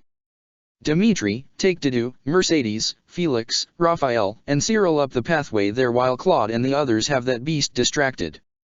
Your job is the same, prioritize rescuing the students, kill the beast cornering them if possible. Ingrid, I want you up in the air, help with rescue efforts and keep track of what the beasts are doing." Flame, she closed her eyes for a moment as she thought about how best to handle this. "Now that you've learned Fortify, I want you up on the roof with Constance and Bernadetta. Your job is to keep everyone healed and to rescue others whenever possible." "I understand," Flame said without a hint of fear. Her expression was serious and a little sad. What is she thinking right now? Well, She didn't feel the need to speak it, instead she rushed off with the two older girls to take her position. "Sylvain, you brought the lance?" Byleth asked calmly. "Of course, Professor," the redhead responded in an unusually serious voice. He slung the lance of ruin off of his shoulder. His horse nickered uneasily, turning its head away from the blade. Sylvain patted the animal reassuringly on its flank, not looking very surprised by the reaction. "Good." His professor drew the sword of the creator. Dimitri blinked, seeing a flicker of green-gold light in the empty hole above the handle. "It's comforting to know Suthies is with us. Lysithea, Annette, Father, Sylvain, Atra, Glenn, and I are going to engage the beasts directly ahead. Happy is going to confuse and slow them down, we're going to hold their attention, and you're going to do whatever you can to put them down." "Got it." "Got it," Annette promised. Lysithea, eyes burning with a rage no one had seen in her before, nodded. "Then go, and be careful." Byleth didn't give anyone a chance to dispute her plan. She ran ahead with the sword in one hand. Ingrid's hand snaked out and snagged Glenn's wrist, causing him to pause. For a moment it looked like she wanted to take his place, but all she said was, "I'll come and join you as soon as possible." Then she ran and mounted her Pegasus. Glenn looked pained and a little buoyed at those words, then he rushed after Atra and Happy. Dimitri gave his head a firm shake and gestured to his group before drawing his lance. "Is everyone ready?" "Not really," Ignatz admitted a little shakily. "But we don't really have a choice." "What are we waiting for?" Felix demanded harshly. He wasn't looking at Dimitri, he was watching Glenn until his brother disappeared behind the rubble near the three patrolling beasts. Knowing they couldn't afford to wait, Dimitri watched Claude lead his group across the field in a flash despite feeling a lump in his throat. He pushed down the desire to stay with at his trickster's side. "He can take care of himself, he's fought more demonic beasts than me at this point," instead waiting on bated breath as Yuri threw an aura blast at the head of the beast hovering in front of the corner. Where it was standing, it was blocking off both the far pathway to the back of the area the other students were trapped at while also trapping its prey in a dead end. The white light spell hit it square in the side of the face, causing it to shriek in rage. Claude gestured sharply. As he strung an arrow, Yuri once again vanished in a flicker of crest light as their opponent swung around to face them. Ash rushed up to Claude's side. They both fired at its face, then retreated as the demonic beast stalked toward them, maw unhinging in a very unnatural way. "Be careful, Claude," Dimitri begged silently as they took the opportunity offered to rush through the opening provided, mere meters away from the hulking beast who recoiled from the blizzard spell smashing into its legs. Marianne cast the spell again and then again from behind Balthus, her face set in a dark mask. The blows stuck at the feet causing Frost and Ice to momentarily stick the front legs to the ground. Forcing himself to turn his back on Claude, to go and fulfill his role rather than stay and ensure the brunette was safe, to leave him behind was physically painful. The screaming from the upperclassmen trapped ahead of them did remind him of his current priorities, at least. They ran a dozen yards before finding themselves facing the back of a monster prowling toward the corner of the area. Dimitri could just see past it to the bushes that the bleeding and wounded students were cowering. Across from them, toward the middle, was a maelstrom of magic, the roaring of enraged beasts, and the tangible power of the relic weapons. He desperately wanted to check on Byleth, but he knew she wouldn't be pleased if he let himself get distracted. "Suthies will protect her." "Didu," Dimitri said shortly, holding his hand out. His friend, recognizing the gesture and his tone of voice, immediately handed him a short spear. Exhaling to clear his mind, Dimitri summoned the power of his crest and let it flow freely into the weapon. Then he threw it directly at the monster's back. The crest flared and then vanished as the spear tore through the scales, spines, and flesh that made up the creature's upper back. The beast screeched in pain, staggering and swinging its head around to see its tormentor. Dimitri spun his lance in one hand while Didu raised his fists and took on an offensive stance. There wasn't time to wonder how so many demonic beasts had come so close to the monastery. All they could, and would, do was save their fellow students. "Ready or not?" Annette shouted. "Sajid." The wispy arrow spell flew across the ground, whipped past Didu and slammed into the beast's left flank. Moments later, the ground shook as bolting crashed down from the sky again. Ignatz bent his bow and lined up a jagged head arrow that Dimitri recognized as an anti-beast head. His hands were shaking a bit. When he fired, he didn't manage to hit it straight in the chest like he had clearly hoped to, but he did hit it, carving a wide gouge into its right front leg. However, that wasn't enough to stop its charge. Dido was ready, however. He caught its retaliatory swipe on his gauntlets raised above his head. Mercedes gasped in horror and quickly rushed to his aid, throwing Balganone at the beast's neck. Felix shot forward and added his own crest-boosted attack in the wake of her spell. The barrier covering the creature's chest cracked and broke, but didn't shatter entirely. Damn it! Felix swore. He threw himself to the side, rolling out of the way of the beast's tail. It smashed into the ground where he'd stood. The impact threw up an immense amount of dust and made the ground tremble. Fortunately, it had moved its attention away from Dido, so he could escape its grasp without harm. Annette wasn't deterred, casting the arrow spell again while aiming at the injuries they had created so far. Dmitri smiled darkly, swung his lance and grabbed Ignaz's shoulder. The bespectacled archer jumped a bit. The prince pointed unerringly at where the other students were still hiding. Oh, I understand. Right. Stringing another arrow, Ignaz rushed past him and behind some rubble between him and their quarry, he fired another shot, this one steadier, and the other front leg before continuing to run. These beasts are different, more resilient? More powerful, perhaps. It can't be a coincidence that we're seeing them so soon after the Remire calamity. What are you planning, Solon? Thales. If you show your face here, I'll destroy you. Chapter 38. Whoa shit. Claude really missed Ivory. That was true most days, but the feeling was particularly intense as he very narrowly dodged the tail lash that would have smashed him into a stone wall and likely shattered all his bones on impact. Rolling back to his feet, he grabbed an arrow off the ground. My moment has arrived, he murmured mostly to himself before shooting the beast's hind leg. He finally managed to hit a muscle, because the beast screeched painfully and reared back. Balthus, proving once and for all that he was as bold as he was boisterous, charged straight at the monster with light blazing through his gauntlets.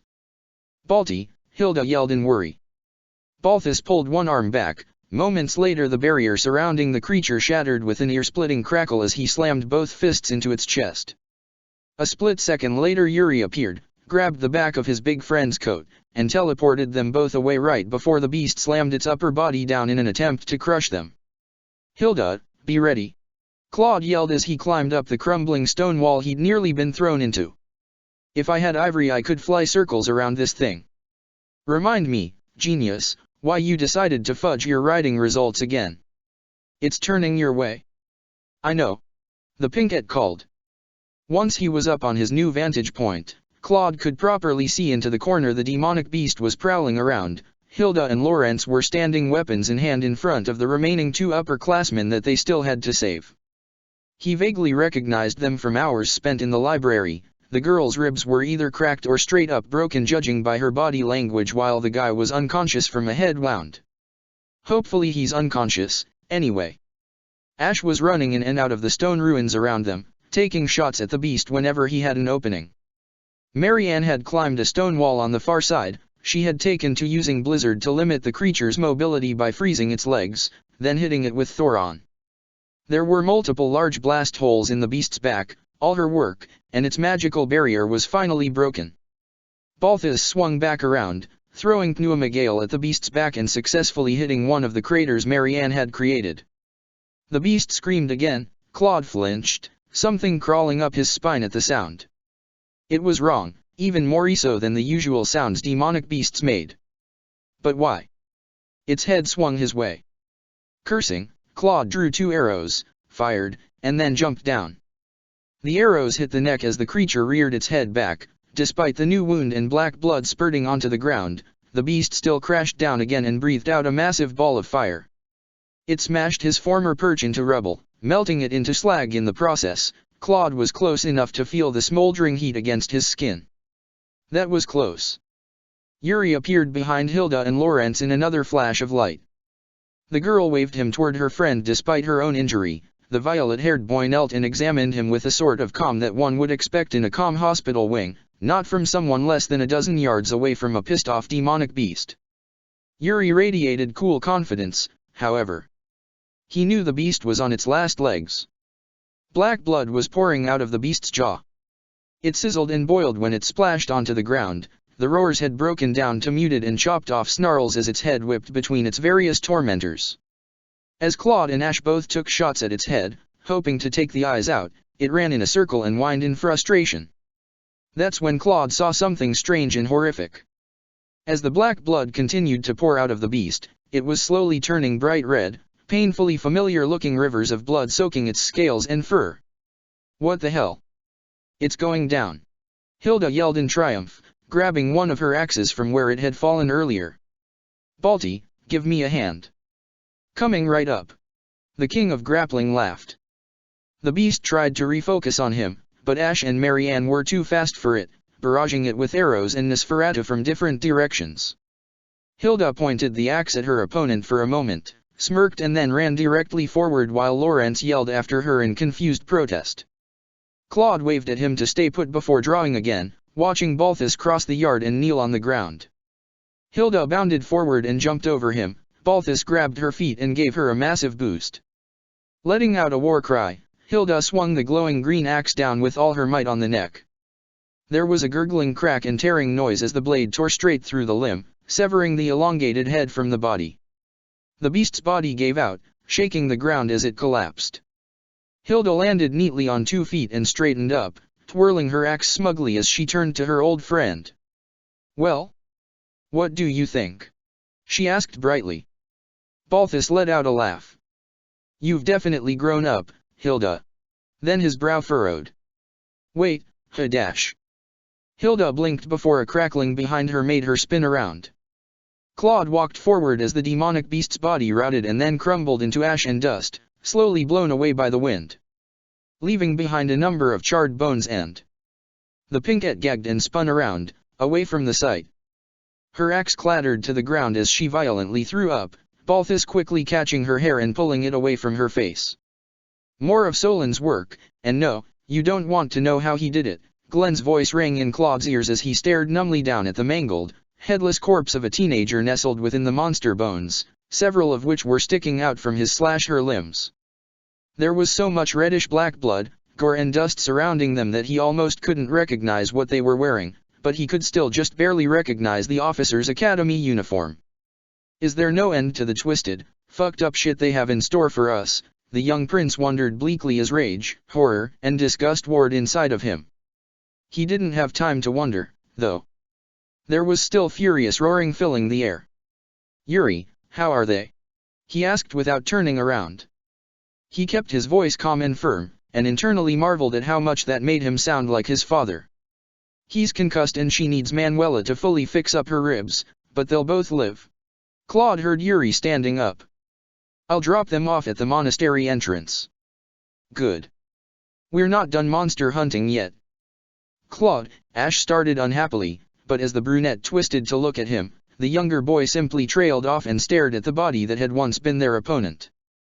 Marianne had slipped over to his side, her hands clasped in prayer while tears trickled down her cheeks. "I know," Claude exhaled sharply. "Unfortunately, I think this is the only thing we can do for them now, send them off to Suthies. Like we did with Miklon, but these weren't bandits and murderers. Their only crime was being in someone's way." "He's right," Marianne said softly. Her breath hitched a bit at the words, her eyes were very distant. "It would be kinder to die than live such a terrible and twisted existence as a monster. There is mercy in death, rarely seen, but always present." The words were sincere and well-worn. "Marianne. Kman, we have to hurry. I'll ask you about that later. If you've got a damaged weapon, ditch it and switch over." Claude ran for the ruined building that Bernadetta, Constance, and Flane were perched on. Mercifully none of them were harmed, though it looked like his sister was starting to get low on arrows and Constance's shoulders were stooped with exertion. Flane was upright and raised one hand in the air. There was a great flare of light green light, and a wonderful blanket of magic washed over and surrounded him. It reminded him of Mercedes's crest when she'd pulled an arrow out of his shoulder back at Conan Tower, perfect comfort and security and the utter absence of any pain. Fortify. So that's the Major Cethlean crest. We've cleaned up. What's going on over there? He yelled upward, unstrapping his secondary quiver and throwing it upward. Bernadetta snatched it out of the air and waved at him before slinging it over her shoulder, ditching her old one. Captain Geralt and Professor Byleth are keeping the two monsters in the center pinned in the center with the help of the others, Flame reported as Constance raised her hand to the sky again. Thunder rumbled and the air cracked as bolting crashed down to the far right of the clearing. However, one of the beasts broke off and is attempting to approach the students hiding in the right corner. Sir Glenn is keeping it occupied, but dash. It takes at least 3 for these guys, Claude finished. Got it. How's Teach? Dimitri? The others. Long practice kept the depths of his worry out of his voice. I am keeping everyone healed and healthy, Flame responded confidently. Please hurry. On our way. The tightness in his chest eased just a bit. It was silly, Dimitri was as safe as he'd ever be with Dida nearby, and Teach went without saying. But he couldn't help himself. Adjusting his half-filled quiver, Claude took off across the open pathway in a sprint. Out of the corner of his eye he saw a blinding light slash across the air followed by a howl of agony, along with Geralt shouting orders at Sylvain. Nodding to himself as Ash and Marianne caught up and began to flank him, Claude put on a burst of speed and turned the corner to the far pathway. He was just in time to see Glenn narrowly roll out of the way of a massive fireball spat at him. He was back on his feet in one smooth motion, turning and slashing the limb raised to swat him aside, carving it open. Black blood spattered the amnesiac knight, earning half a dozen curses in old Fodlanes but not making him stop. He dodged around the beast's flailing paws, black blood was dripping down its face from, unless his eyes were playing tricks on him, the bloody wounds where its eyes had used to be. You did that by yourself? So that's what Felix meant when he said you had no equal. Heads up! Claude yelled, taking aim. Glenn shot a glance over his shoulder and then moved with blinding quickness, leaving him out of way when the brunette shot the creature's chest with 2 arrows. It roared and staggered backward. Glenn was on the move even as Ash followed up with attacks aimed at the creature's head. Pale blue light flashed as his crest activated and tore chunks into the creature's chest. Claude flinched at the blows. He wasn't sure if he admired how resolved Glenn was to putting the beast out of its misery or a little put off. He knew what they were, how they were made. How many of these have he and Atra seen? Needed to put down. Blizzard. Marianne staggered a bit after casting the spell. The beast's head was promptly encased in an ice block and crashed to the ground. Ash was at her side even faster than Hilda. When Claude glanced over his shoulder, he noted that her face was pale and edging towards gray. Ah, I'm alright. I think that's my last ice spell for this battle, I'm sorry. Don't apologize, just take care of yourself. Claude hadn't meant to snap, but the look on her face was giving him bad flashbacks to darkened tunnels and Byleth coughing up blood. Lean on Ash for now, Hilda dash. Way ahead of you, the pinkette promised, patting Marianne on the shoulder as she passed her by. Balthus also looked a little worried. He gave Claude a look that silently asked if he should carry the priestess off the battlefield. The brunette shook his head. She wasn't as bad off as he'd seen Constance a few times yet, and doing so would leave Balthus himself as their sole healer aside from Flame's ground-covering spell. He didn't have time for much other than to give Marianne a reassuring smile before whirling on his heel and running to cover near Glenn. Hilda threw a hand axe at the beast's shoulder. Somehow it had retained consciousness long enough to smash its head against a wall to break the ice encasing it. A bit too smart for a beast. Is that why Solon dash? His temper spiked every time that realization turned on him. Where are the other dash? There. As Balthus, Hilda, and Lawrence, the latter soot-covered and frazzled from a fireball that would have cooked him alive if not for Glenn yanking him out of the way, surrounding the creature and began wearing down the rest of its resistance, he scanned the field. After a minute, his eyes fell on a bush in the corner that was partially pulled down. Cowering in the foliage were a pair of students. They were too far away for him to determine how injured either were, but they were moving about, trying to get his attention, no doubt. A flash of light next to him and a hand on his shoulder made him relax ever so slightly. "Can you keep going?" he asked, glancing up at Yuri. He'd been using his crest's power almost non-stop since their arrival to get the injured students out and back to Manuela. "They're going to have to do worse than this to break me," Yuri responded evenly. Claude raised an eyebrow. The violet-eyed teen didn't look pale, nor was he showing any signs of exertion. Deciding to trust him, He nodded and pointed an arrow at the bush. "We've got this covered," he promised. Yuri flashed him a perfect yet also genuine smile before vanishing in a flash. Seconds later he reappeared right next to the bush and knelt down, one hand offered in assistance. Claude smirked and turned to the monster again. Glenn had climbed up on his back while Balthus grabbed the head and forcibly pulled it down toward the ground. Hilda chopped at the neck with her axe before the son of Faergus ran forward and brought his sword down, cutting through the remains of the distorted flesh. Black and red blood pooled on the ground as the body began to disintegrate. Glenn jumped off and walked in a circle around the vanishing body, flicking the blood off of his sword. When the body of the student appeared, Glenn knelt and moved the head back to the body. He gently and carefully closed the corpse's eyes with his fingers, then he murmured something that sounded like a prayer before standing again. Thunder rolled, and the rain began to fall. As if the heavens were opening to wash the monastery of all that tainted blood.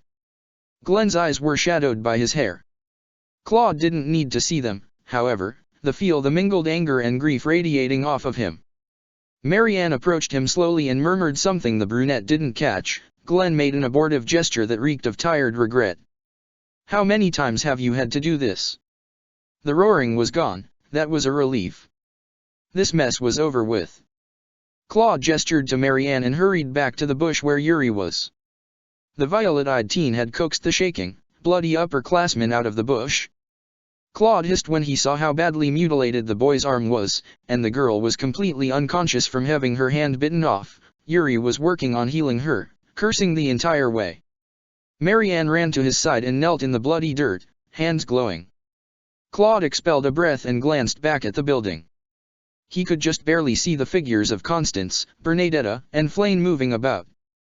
For a second, he relaxed in the belief that it was all over. Then he heard the scream. Grief is rarely a quiet noise. Whenever someone is quiet in their grief, most often they're suppressing it. Claude was perfectly familiar with that from a childhood in Almira's court. Mothers cried out when their children didn't return from war, husbands and wives cried out when they were handed their spouses' weapons. It was a singular expression of their pain, a call out to the heavens, meant to tell the gates to open. Claude was of the opinion that the screams were a rail against reality, at a loss that could never be undone and a wound that would never fully heal. Byleth's pure, desperate scream of denial and agony struck his every nerve. She had never, ever made a sound like that, not even when she had been dying. He didn't remember starting to run. One moment he was standing still, the next sodden dirt and stone was squelching beneath his shoes as he burst onto the plain where the three monsters had been originally. Sylvain was looking around wildly for an enemy, lance raised defensively. Bernadetta and Flame were scrambling down from their vantage point. Dimitri appeared in a flash of gold heading their way. Claude looked around wildly before seeing a flash of black in the rain. He pivoted without stopping and ran onto the grass. And then he saw it. Atra was sprawled on the ground, clutching a bloody injury in her chest that looked like it was just a few inches off of a hard shot. A strange orange glow was surrounding her, faintly reminding Claude of the magic burnout reaction from the tunnels. She didn't seem to notice him, however. She was staring stricken at the scene a few feet away from her.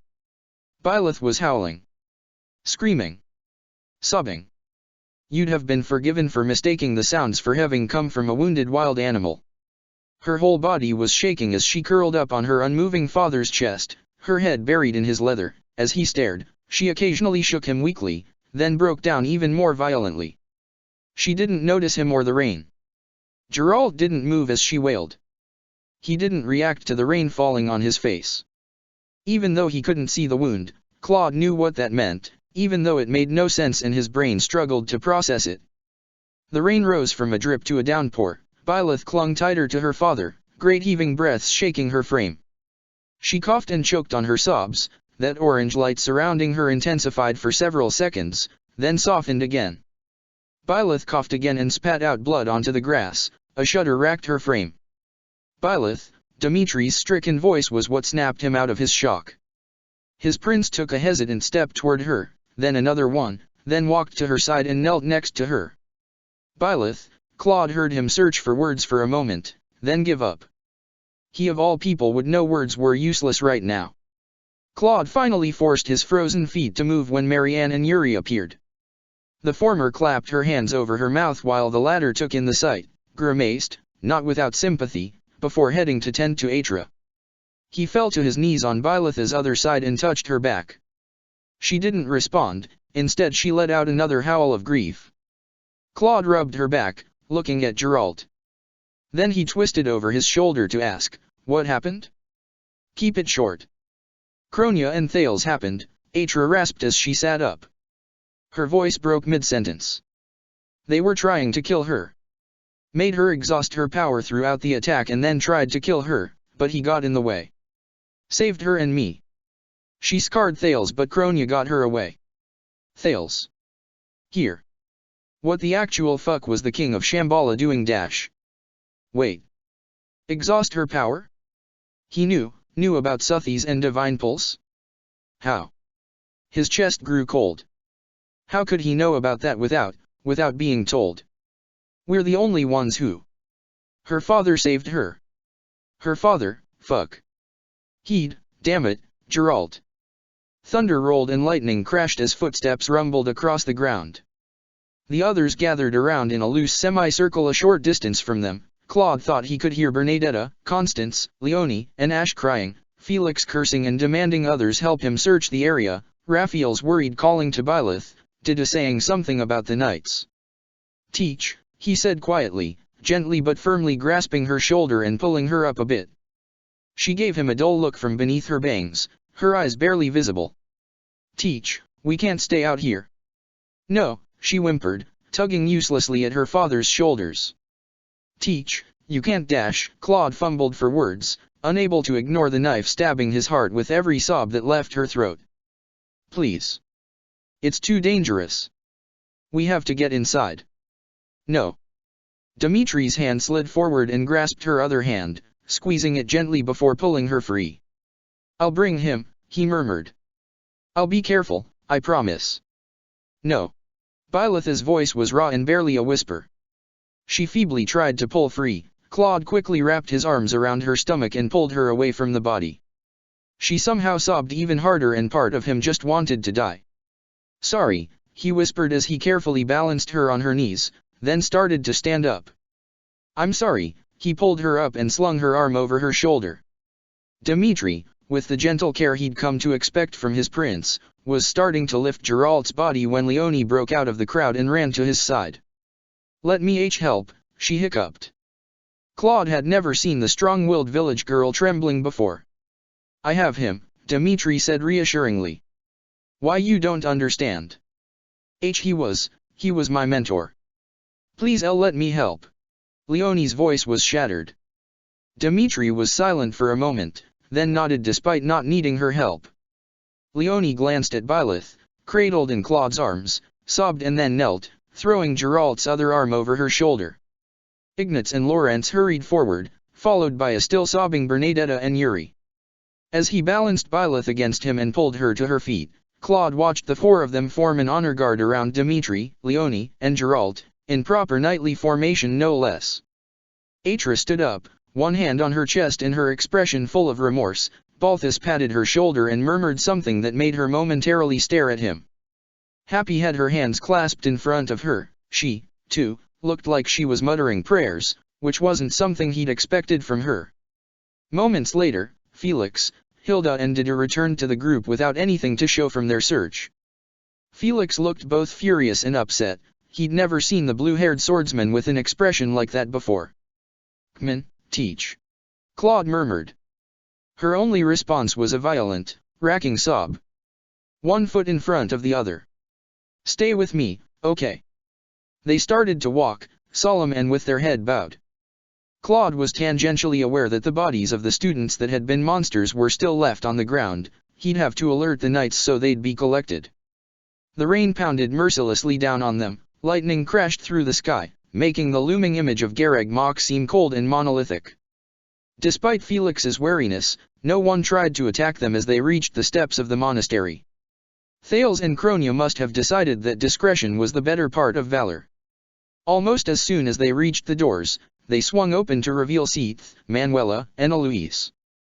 The latter let out a loud, distraught cry upon seeing Geralt.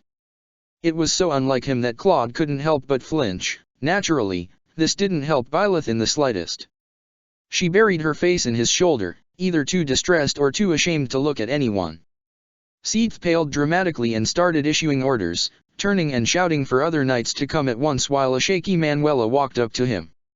"I'll take her now," the former opera singer said very gently, placing her hands on Byleth's shoulders. The professor tried to shrug her away, but it was half-hearted. The volume of her sobs had gone down slightly, but the intensity had not. Claude frowned, clutching Byleth tighter. "I can't leave her," he said firmly. "Then don't," Manuela responded patiently. To the side, Geralt was being placed upon a stretcher held between two knights. Dimitri stepped back as Eloise continued to bawl while placing a hand on his mentor's still shoulder. Leonie, however, stuck close as the body was borne inside. Byleth made a little noise like she wanted to go with them, but she was too insensate to follow through. "She shouldn't be alone. All I want is to take her to the hospital wing and check her over. Then I'll give her something to help her sleep. It will," she sighed. "It will do her good to not wake up alone." Claude didn't have to consider that for more than a second before nodding. He waved for the rest of his shell-shocked classmates to listen to Seath, then allowed the doctor to take his weeping professor from his back. He still held onto her hand, even as Manuela lifted Byleth up and slung her over her shoulder with strength that he would not have associated with her before. He squeezed reassuringly as they made their way to the stairs, passing by panicking, stunned, and confused staff along the way. The walk felt like it went on forever. When they reached the top of the stairs, Byleth's voice had cracked and her sobs had slowed as a result. She still whimpered and coughed as Manuela walked to one of the bedsides and gently slung her down onto it. Claude sat on the edge of the bed as the doctor slipped off. "Byleth," he murmured. She looked at him through eyes so watery he wouldn't be surprised if she couldn't see him at all. Her face was a mess. "I'm here. I'm not going anywhere." He stroked her dark blue hair. He was fairly certain he saw a slight green-gold glow in her eyes. "Maybe Suthies will know what to say or do when I don't."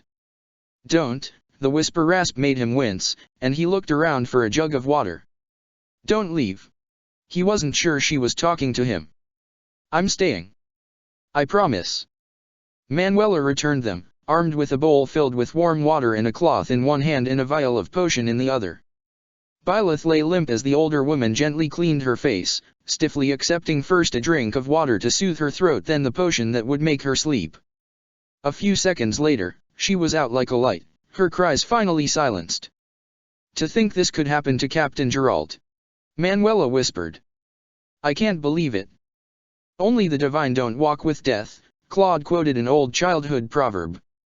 He kept brushing Byleth's hair. Any comfort he could provide her now was more valuable than any secret. I know, it's just so hard to fathom. He was such a powerful, incredible man." Claude nodded silently, not looking up. "You can sleep up here, if you wish. I'll tell the rest of her students the same thing.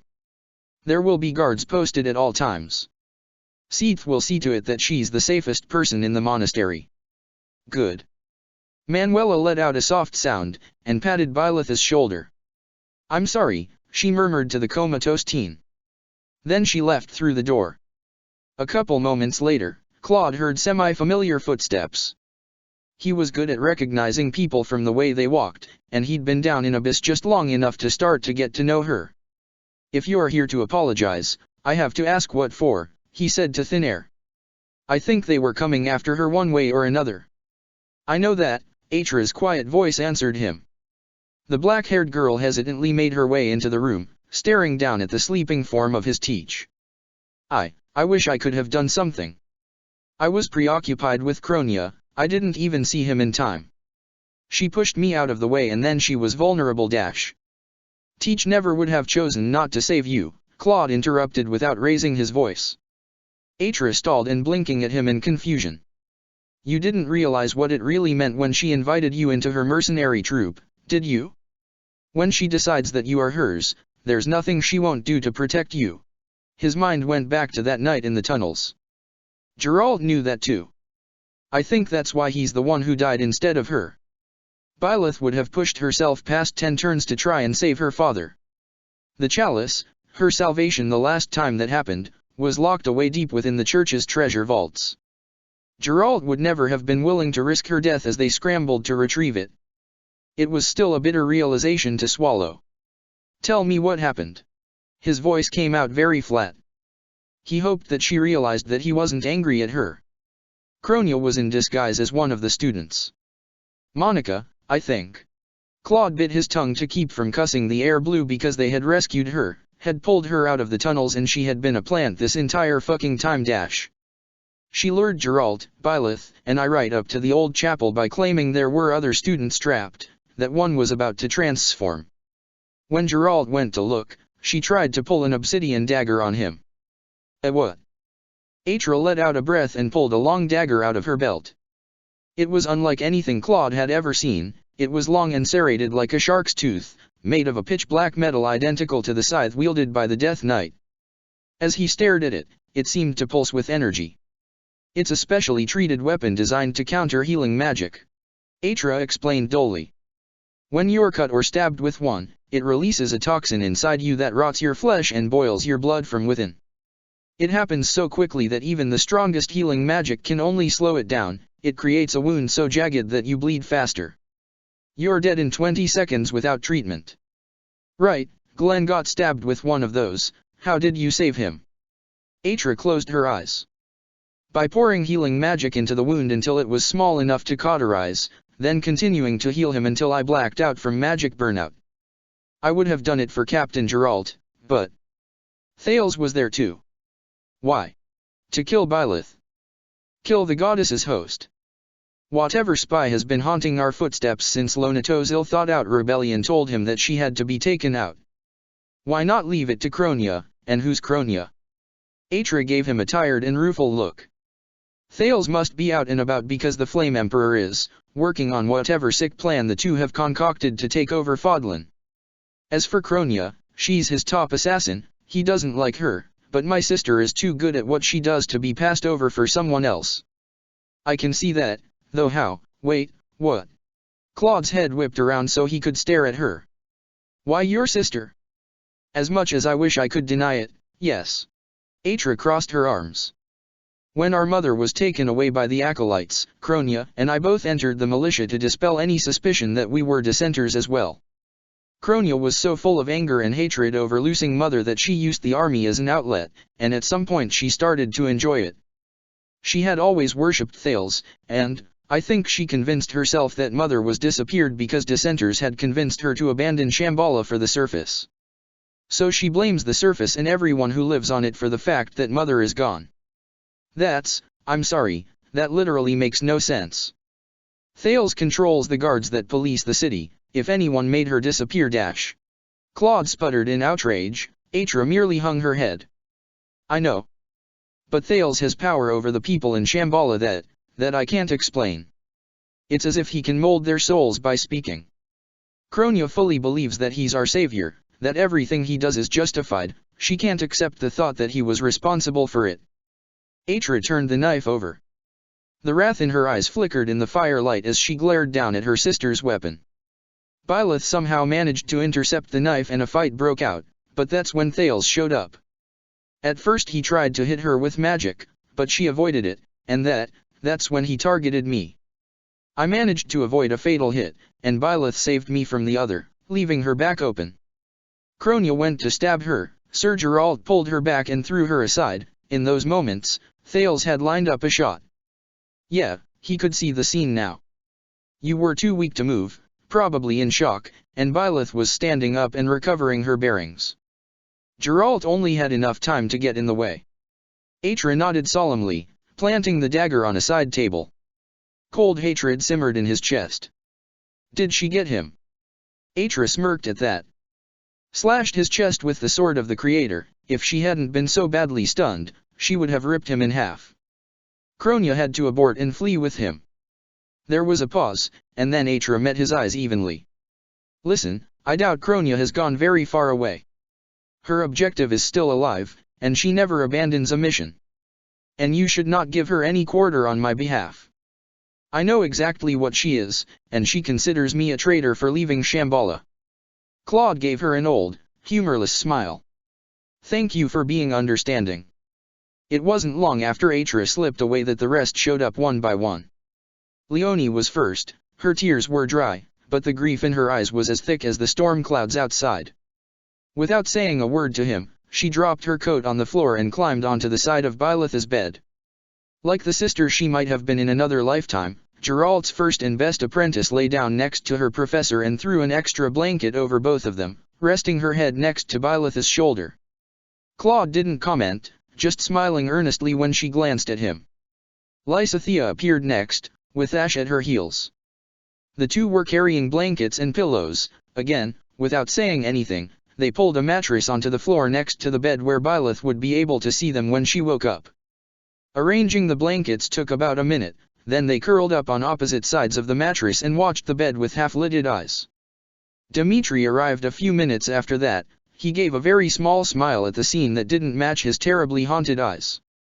He walked over to Claude's side and sat on the edge of Byleth's bed, carefully and silently, so as not to jostle her or Leonie.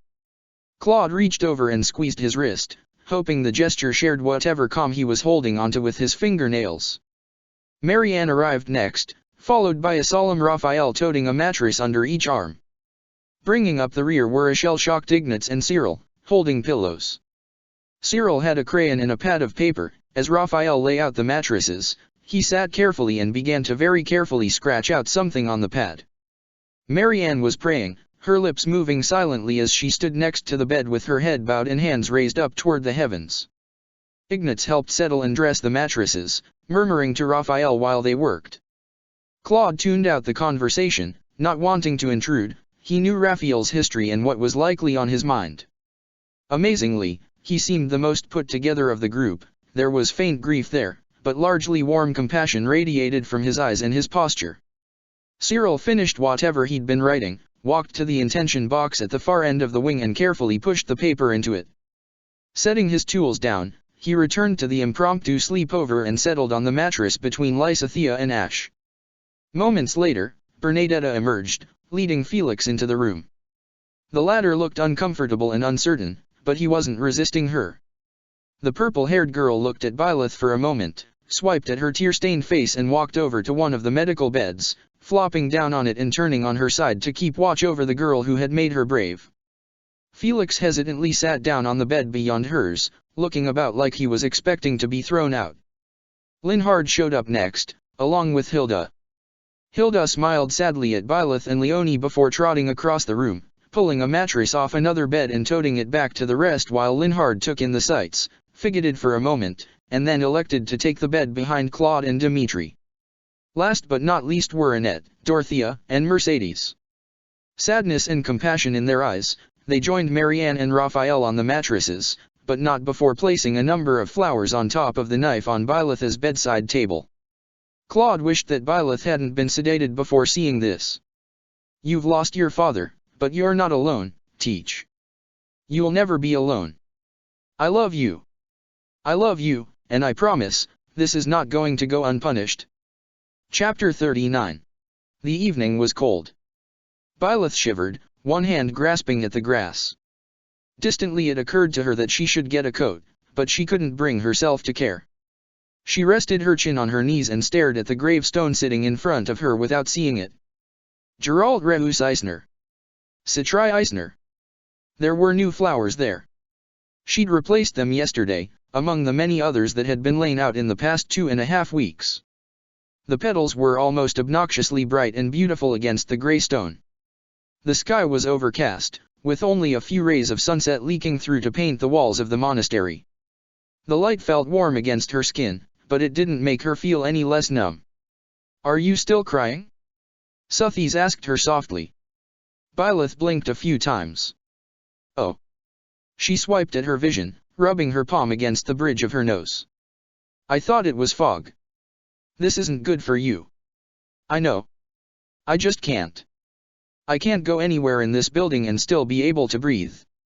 Suthies didn't respond to that right away. Even the buzzing sense of her friend's worry pressing against her soul was numbed. She could barely feel it. She could barely feel anything. The pain had been omnipresent in the first week. It dominated every waking moment of her life, haunted her sleep, consumed her every thought. She never left her room, randomly breaking down in violent fits of tears that her rotating visitors would have to rouse her from or hold her throughout. She felt like a marionette whose strings had been cut. The color was gone from the world, food had no taste, and no matter the temperature outside she always felt cold and numb. She barely spoke more than a few words to her students in that time. Yet somehow none of them were resented this. "I'm going to sit with you until you eat something, okay, Professor?" Ash was one of her most frequent visitors. He and Didu both brought her food at every meal, and he would sit on her floor and read Lung and the Maiden of Wind until she finally choked down enough of it to satisfy him. Didu would occasionally do the same, and he brought her flowers he had raised in the garden. Even now she was wearing a carnation in her hair. Manuela and Hannah were managing her classes. Initially she'd tried to continue as she usually did, but she couldn't concentrate and couldn't keep her notes straight. Manuela had gently but firmly ordered her, in her capacity as Garag Mok's head doctor, to go on bereavement leave for the next little while. She hadn't been able to protest as she probably should have. Bernadetta had given her a handmade stuffed doll of some carnivorous plant. Somehow it looked even more terrifying in plush form. Not that Byleth cared, the present was laying carefully next to her pillow and guarded jealously. Raphael occasionally dragged her out for exercise, and he was one of the few people who didn't treat her like she was made of glass. Lysathea brought her sweets made with Mercedes's help. Dorothea had sung to her a few times when they met in the evening, helping her sleep without dreams. Hannah and the other mercenaries were in a state of distress too. They had attended the funeral that Byleth had been too broken, too scared, to attend, named Rob the new head, and then, just floundered, not going out for missions, just wandering around the monastery in groups like another member would disappear if they were let out of sight. Each of them came to visit her in turn, and none of them traded in the useless comfort words. "At least I still have them. They haven't decided to split up with Father Dash." Claude and Dimitri were almost always at her side in one fashion or another. They gave her space when she asked for it, but they never left her alone. They knew when she needed silence, and when they did talk, the conversations kept away from the trauma in the room. She could sense how worried they were for her, saw it in Claude's eyes whenever he shook her awake in the middle of the day or eyed the plate of half-eaten food sitting on her dresser, in the way Dimitri hovered whenever she did leave her room. She hated hurting them, but she was too lost in the depths to try and swim for the surface. The days blurred into each other. Byleth had long since lost track of what day of the month it was, and even though she was trying to focus enough to change up her lesson plans, Leonie could take the advanced class test any day now, so could Bernadetta and Ignatz, frankly. She really should prepare the exams for them, no reason to make them wait. She hadn't made much progress since that day. Byleth looked up at the gray sky, the wind blowing against her face. The sun was still going down, but there wasn't too much daylight left. "Been looking for you." Felix's businesslike voice cut through the haze in her mind like a knife. Byleth blinked twice and turned to look at him. The blue-haired boy made his way down the stairs and walked over to her until he was standing a few feet away. He examined her for a moment, a storm in his eyes like he was warring between two different reactions on the state she was in. Then he collected himself and said, "My father sent me a messenger. There's trouble with bandits at home and he wants me to come home and help deal with it. The army isn't stretched as thin as it used to be, but the regent is an idiot and doing nothing about the instability in the countryside." He waited for her to process that. Byleth nodded in comprehension, distantly wondering what this had to do with her. "He also wants to see Glenn with his own eyes." Something flickered across Felix's face, a grimace, a mashup of emotions that were gone too quickly to untangle, before he shook his head. "I guess that makes sense. It's had thing to swallow when you only know about it through a letter." He crossed his arms. "I got permission to take you with us if you're up to it." "Take me with you?" Byleth parried, dull confusion running underneath her skin. "To Fairgus. Just south of my father's lands, specifically." Felix responded with what for him was an admirable amount of patience. "Leonie also said that if you went, so would she." "Why do you want me to come?" "Because I'm tired of watching you collapse in on yourself." Felix snapped impatiently. He shook his head and jabbed a finger at her. "Tell me you don't need to get out of this building, to do something other than be stuck in your own head endlessly asking yourself what if. You're rotting away like this and that's Dash."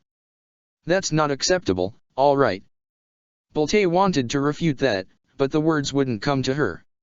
Are you asking me to come or telling me to? She asked quietly, tilting her head to stare at him. It's not like you to worry so much. I didn't realize. Gee, come on. It's not that weird, is it? Felix complained, waving an arm in exasperation. I'm sorry. I think you should go, Suthis murmured. Byleth felt a phantom sensation of her friend running her fingers through her hair. Taking some time away from this place and doing something that demands the whole of your concentration may grant you a reprieve. You aren't recovering lying about like this. If Felix is worried about me, everyone else must be going out of their minds. Byleth pondered that for a moment through the numbness. I hadn't noticed. If that prickly young man is managing to get halfway to saying, I'm worried about you, without being under threat of Ingrid, I'm inclined to agree. Suthis patted the top of her head. What do you think? Will you go or stay here? Byleth tilted her head up again. Felix was tapping his foot and looking intently at her. All right, she said softly.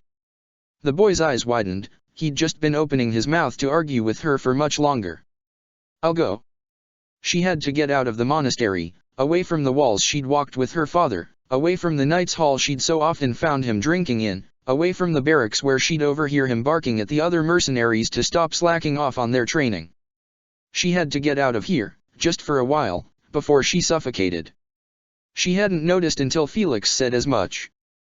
Good, Felix's shoulders slumped a bit.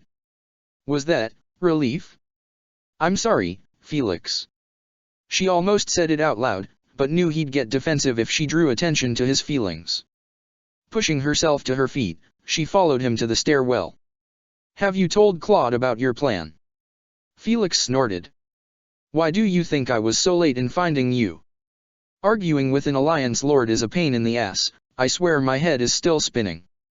Tell him not to worry so damn much, will you? You have the Creator's sword, and the rest of us will hardly be ignoring you during the mission. I'm not sure Claude can help worrying. He does love me, after all. The numbness abated ever so slightly for a moment. I'll tell him I'll be fine. Why don't you have a coat? Aren't you cold? I hadn't noticed. Felix muttered something that sounded like, yeah, I bet you didn't, under his breath. There was a tired, frustrated familiarity to his voice. Byleth pretended not to hear it. Are you sure about this, Teach? Claude was still hovering around her as she and Leonie saddled up her horse. After an immense amount of arguing, her students were doing most of the arguing, she'd said something like 5 or 8 sentences through the whole conversation, she'd convinced her students that the job would distract her and getting out of the monastery would do her some good. Seath and Rhea seemed to agree. Surprisingly, she'd expected Rhea to insist on her staying close and remaining where it was safest, but she agreed with the notion that Byleth should have a change of scenery. Though she'd added the caveat that should Byleth's condition worsen or she begin acting erratically, the Archbishop expected the Blue Lions to keep her out of any conflicts. Dmitri agreed to this without missing a beat, causing a dull throb of annoyance in Byleth's gut that she dismissed as quickly as it struck her. As if Dmitri would do anything else for me. I'm sure, Claude.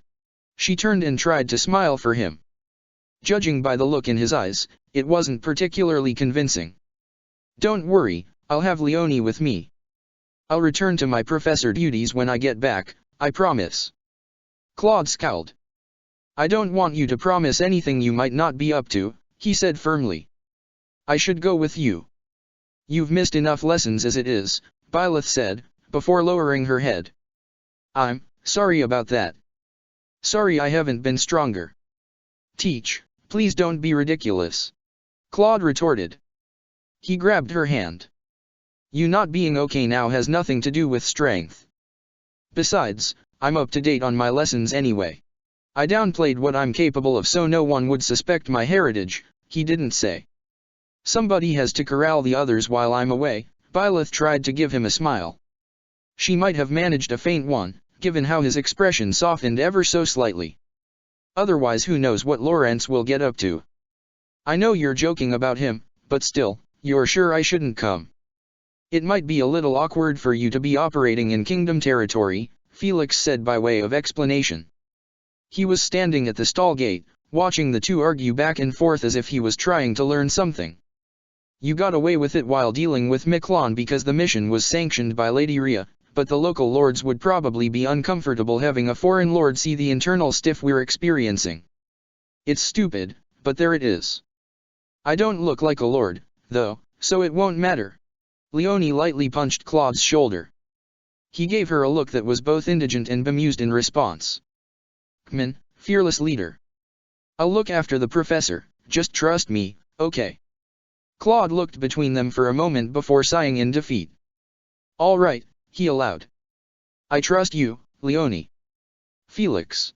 The legitimate sincerity beneath his concern made Byleth smile a bit again. The startled look on Felix's face was wonderful. But Teach, if you come back hurt, I'm never letting you go anywhere again. Got it. Hee, the chuckle was dry and tired, but warm. I understand. Claude squeezed her hand, giving her a look that said everything that he couldn't in the crowded stables. I'll be careful, she promised quietly. For him. His eyes softened. Glad to hear that. He reluctantly let go of her hand and gave her a quick hug before slipping away from her, weaving through the various knights and lions toward where Dmitri was preparing his own horse. Byleth nodded to herself and turned around, jolting back when she saw a hand reaching down for her. She glanced up and for a split second she thought she saw her father, pulling her up as they prepared for another long journey. But she blinked and he was gone, Leonie in his place. Biting her lip to numb over the sudden spike of pain in her chest, she took the offering and got into the saddle. Are you all right back there, Professor? Leonie asked, shifting the lance and bow strapped across her back a bit so they weren't directly in Byleth's face. Yes. I'm just tired. She deflected, not wanting to upset the other girl. Her sister, in a way, after the months they'd spent together. Well, don't fall asleep or you might fall from the horse. Leonie tried to make a joke out of it. Byleth suspected she understood and made a small noise of agreement. Ingrid's Pegasus emerged from her stall, shaking her wings out as her rider patted her mane and said something to Ash that was lost in the din. The silver-haired boy nodded and waved Didu over, gesturing to the stable containing his horse. He and Bernadetta were often in riding lessons together, they'd both improved by leaps and bounds, though Ash humbly insisted that the purple-haired girl had a ways with animals he had no hope of matching. Mercedes and Annette were riding together. Apparently Annie had been taken horseback riding many times as a child when visiting her uncle. Dmitri and Sylvain had their own mounts, while Glenn and Felix shared a horse. Gilbert, Gustav, she'd vaguely heard Dmitri call the old man that while the two of them visited her minutes apart, was their knight of Sirius adjutant, just like the lance retrieval missing. He still seemed to be avoiding Annette. Byleth didn't have the strength to get in his face about it. She felt like she should, though. Part of her, lost in the fog and deep underwater, wanted to scream at him. What the hell did that idiot think he was doing? Where did he get off treating her like she didn't matter, like her love didn't matter? Did he intend to ignore her until he died and abandoned her all over again? She did not deserve the dignity of at least being acknowledged. Byleth realized she was glaring when Gilbert turned to look at her. He must have felt her stare boring into the back of his head. Good. She rested her forehead against Leonie's shoulder as the orange-haired girl turned her horse around and urged him into a trot, bringing them out of the stables. The sun was shining brightly in a clear sky. Instead of warming her skin, it was more like a warm blanket over a block of ice. The numbness in her fingers and toes left her feeling as if the weather was mocking her. Hey Professor, did I ever tell you how I met your father? Leonie asked, slightly cautiously. Byleth blinked. She rested her forehead against Leonie's back, torn between just shutting the conversation down and wanting to listen. As she wrestled with herself, she felt Suthi's gentle touch on her mind before the goddess gently asked, "Are you really in so much pain that even the happiest memories of him have to be buried away?" Something prickled in her chest. Her eyes blurred for a moment, then. "I don't think you have," Byleth said quietly. "He found you when he was looking for me, right?" She couldn't see Leonie smile at all, but she thought she might be. Then the hunter started talking, slowly at first as the rest of the Blue Lions emerged and joined them on their way to the exit. Once they were out of the monastery and on the road, Leonie began talking more animatedly, gesturing with one hand as she described the humble village that struggled to fend off bandits and demonic beasts until a group of strangers came to their gates looking for someone. Byleth zoned in and out throughout the trip to northern Faerghus, a laborious 2.5-week journey that took them into colder land. She never really fell asleep, but there were huge patches of time where she simply shut down and lost any sense of where she was. Leonie's voice drifted between being comprehensible and sounding as if it was coming from deep underwater. The few times she was cognizant enough to pay attention, the orange-haired girl was shaking with the effort to speak calmly. Byleth did her best to support her with a hand on her arm or small noises to indicate she was listening. It wasn't easy. Filling in that year of lost time left that feeling of emptiness more insurmountable than ever. Dimitri was always nearby. She could feel him watching her even when he wasn't doing his best to draw her out of the fog with conversation. His presence was a comfort. Like Leonie, she felt guilty for not being able to give more than a token response. He was worrying terribly about her, she knew that. When they stopped in bars and hotels along the road, she retired early and spent hours staring at the ceiling of her bedroom, listening to the snap-crackle of the fireplace. Depending on how much she'd eaten, Ash would appear and gently but firmly give her some leftovers, or Mercedes would politely ask for entree and offer her a treat with a smile she couldn't turn down, even in this state. Dimitri and Leonie weren't the only people indirectly trying to keep her head above water.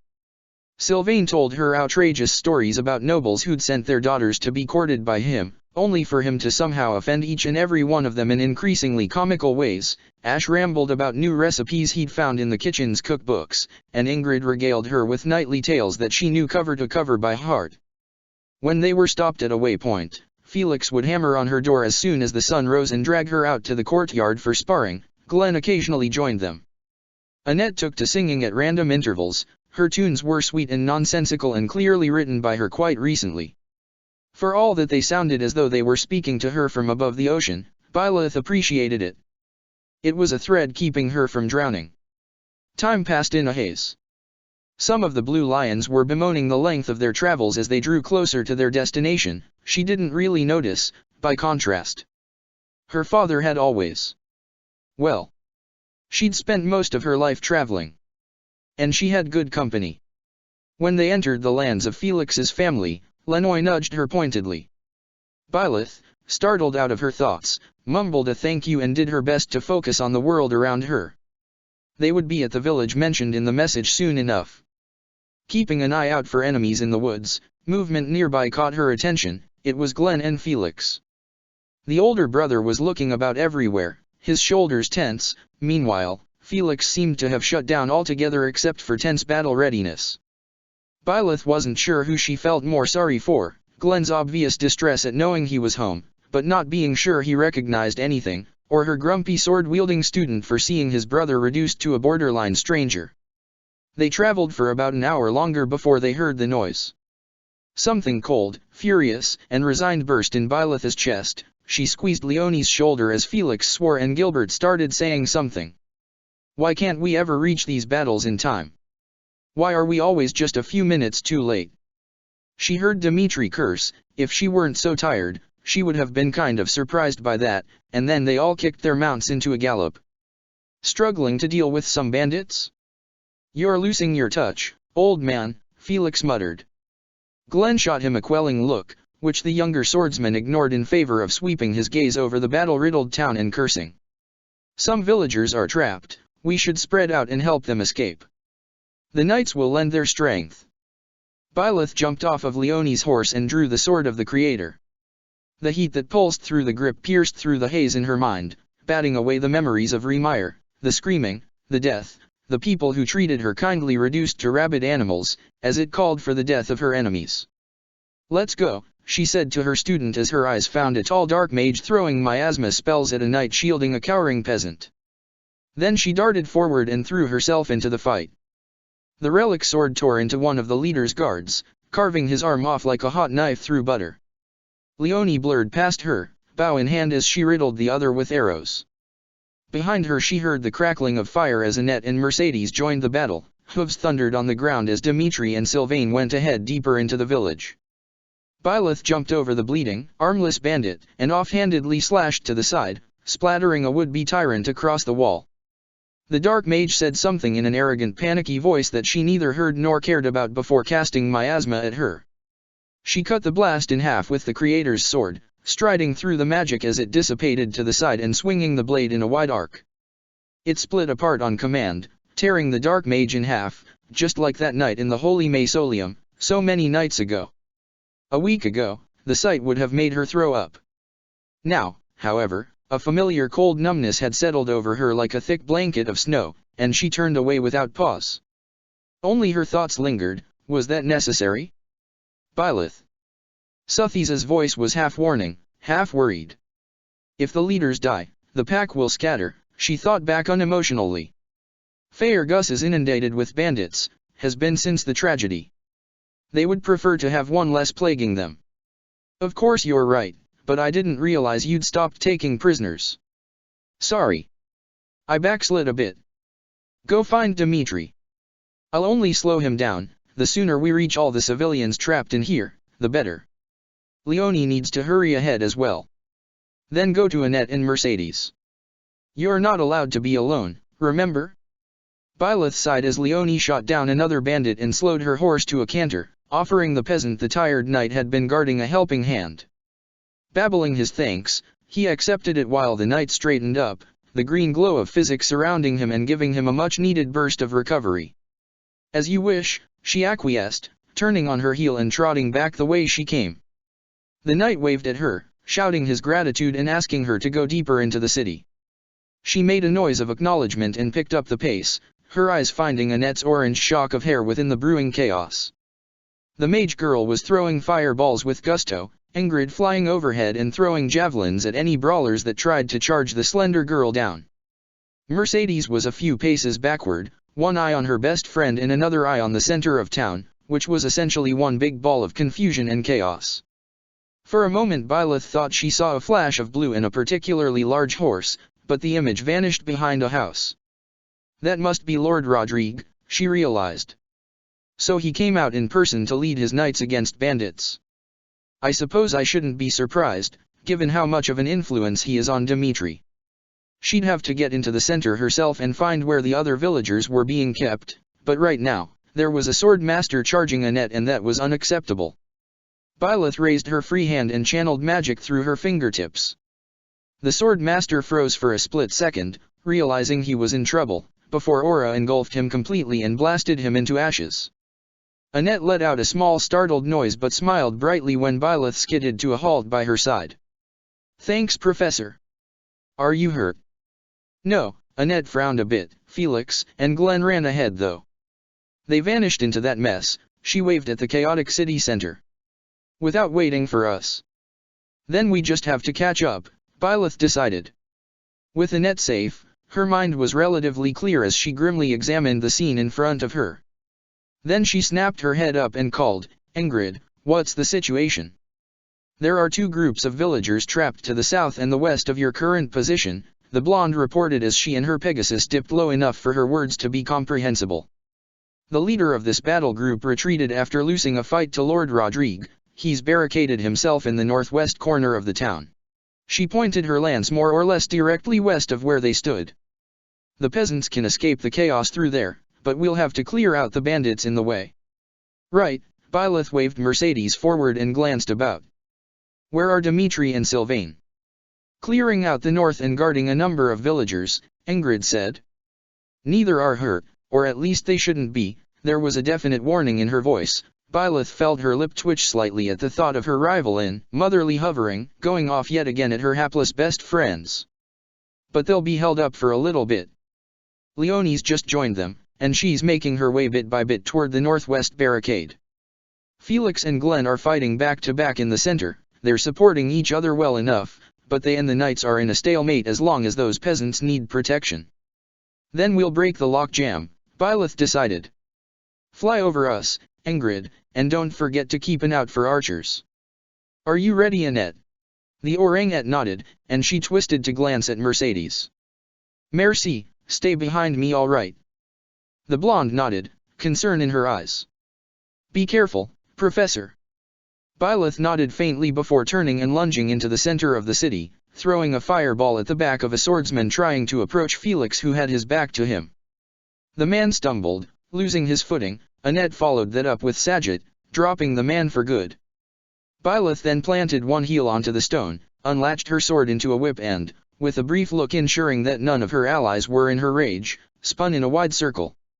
The creator's sword blazed and tore through armor and weapons alike, the blow rending the air itself, shock waves knocking over all but the allied knights who had gotten out of her way as soon as they'd caught sight of her. Byleth righted herself and looked at the cracked, melted stone her blow had created. Over a dozen men were dead and several more thrown backwards with fractured bones. Glenn had frozen for a second to stare in wide-eyed surprise at the sheer sight. Felix, by contrast, just grinned at her. "Whoa!" Annette gasped. I don't think I'm ever gonna get used to seeing that, Professor." Mercedes lightly batted at her friend's shoulder with her free hand. She was busy healing some of the knights, who looked quite haggard. "Focus, Annie, we can praise her later. It's Suthi's chosen. The bearer of the goddess's crest," cried an unfamiliar voice. Byleth pivoted slightly, confused by this remark, and found the source after a second.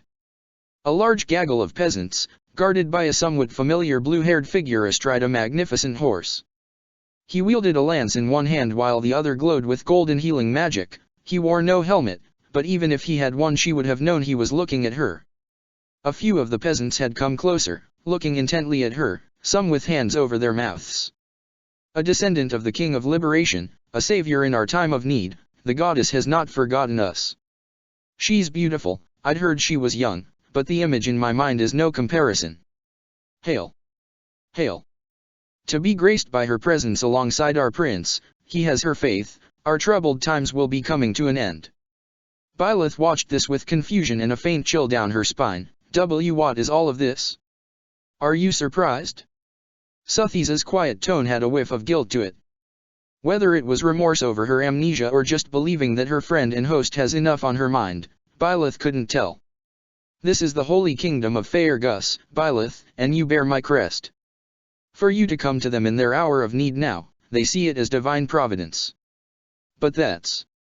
Byleth was distracted from her sudden existential dread by a pair of bandits that were either dumber than most or decided that throwing themselves at her was a better ending than getting tossed in a jail cell. Annette smoted one of them with a fireball while Byleth trapped the second's leg with the sword and wrenched it out from under him. "I'm just a mercenary. How could she be any kind of deliverer when she couldn't save her own father?" Not that she had time to think of it right now. Instead she kicked her opponent down and disarmed him before making her way toward the south end, Annette at her heels and Ingrid flying overhead. "It's you, from the officers' academy." Rodrigue greeted her warmly when she reached him. He must have seen something in her expression, because his smile was full of kindness and reassurance. "Thank you for taking such good care of my son." "I don't give me too much credit," Byleth said, looking over the peasants and offering healing to the battered peasants. The look of awe and reverence in their eyes as they reached for her, some tried to kneel. "Please don't," she thought but didn't say, racked with uncertainty. She didn't want to take away the hope in their eyes. Felix learns quickly, and often on his own. He's very determined. "He is at that," Rodrigue agreed. His eyes were panning the battlefield. When he didn't find who he was looking for, he turned his horse and said, "I'm sorry to trouble you, but we must get these people out of the hamlet before we contend with the rest of the bandits." "That's what I'm here for," Byleth said in response, her chest twinged a bit. Glenn was wearing his hood up, either out of force of habit or to avoid distracting those who knew him in the midst of a heated battle. With him guarding Felix's back, facing the other side of the village, unless you knew it was him he was easy to overlook. "After the battle, I'll make sure he doesn't lose his nerve and run off," she decided. She, Annette and Mercedes quickly formed an honor guard around the villagers while Ingrid swooped down and helped Rodrigue open up a pathway for her between some of the ruined buildings. Byleth made sure to move ahead a few steps before lashing out with the creator's sword again. It tore open the armor of the knight in front of her and sent him crashing through his myrmidon backup. Annette and Mercedes were both on the offensive now. The latter had learned Balganon at some point, which had a much wider area of effect when cast. Her fire knocked another armored knight out of the battle, allowing the villagers to run along unimpeded. Byleth could hear cursing and crashing at the north side of the village. Risking looking away from a few seconds, she saw Sylvain blast the locked gate with a fire spell. That was new. When did he start practicing magic? Allowing Dimitri to knock it open and start approaching the bandit leader, Leonie right behind him. Byleth tensed on instinct. Felix and Glenn are going that way too. They won't let anything happen to him, she tried to reassure herself. It didn't loosen the knot in her chest at all. Returning her attention to the front, Byleth saw Ingrid perform an elegant flyby during which her Pegasus kicked an archer's head hard enough to knock him into a tree while spearing a mage who had been blocking the open pathway. Rodrigue raised his free hand, and a rush of magic swept over a massive area of the village. Fortify? So he's a holy knight. It fit what she'd been told. Byleth reached the village exit and took a defensive stance, trusting Annette and Mercedes to see the people out. The loudest noise in the village was now coming from where the bandit leader was holding up, so this battle was close to being finished, but it was better to be paranoid than Dia. Her vision blurred for a moment. At the back of her mind, she felt Suthies wrap her arms around her shoulder, both to comfort her and remind her to stay in the present. It helped her deal with a mage who didn't seem to realize that the battle was over. With the villagers secured and the last of the bandits dealt with, Byleth made her way up to where the majority of the lions had gathered, Annette and Mercedes at her heels. A quick but thorough look around showed her that no one was seriously injured. That was a relief. She did show up just in time to see Glenn slowly pull his hood off, now that he was face to face with his father. The reaction from the various knights who had been defending the village was immediate and widespread. She heard a lot of gasps, sputtering, and bitten off as that dash. "No way, it's impossible, Lord Glenn." But, all of which was silenced by Glenn briefly but deliberately allowing his crest to rise to the surface. She wasn't at a good angle to see Rodrigue's face, but the way he shuddered, like he'd been run through, said more than words ever could. He took a few hesitant steps forward before reaching out and touching the side of Glenn's face. Lightly. Like he was afraid that this was a mirage, that the young man would vanish the moment he came close. "My son," his proud voice broke on the words. "My son, is it truly you?" "I'm sorry," Glenn said. The stoicism that he'd stubbornly hung onto ever since they had met him in Remire finally seemed to collapse. "Father, I'm so sorry."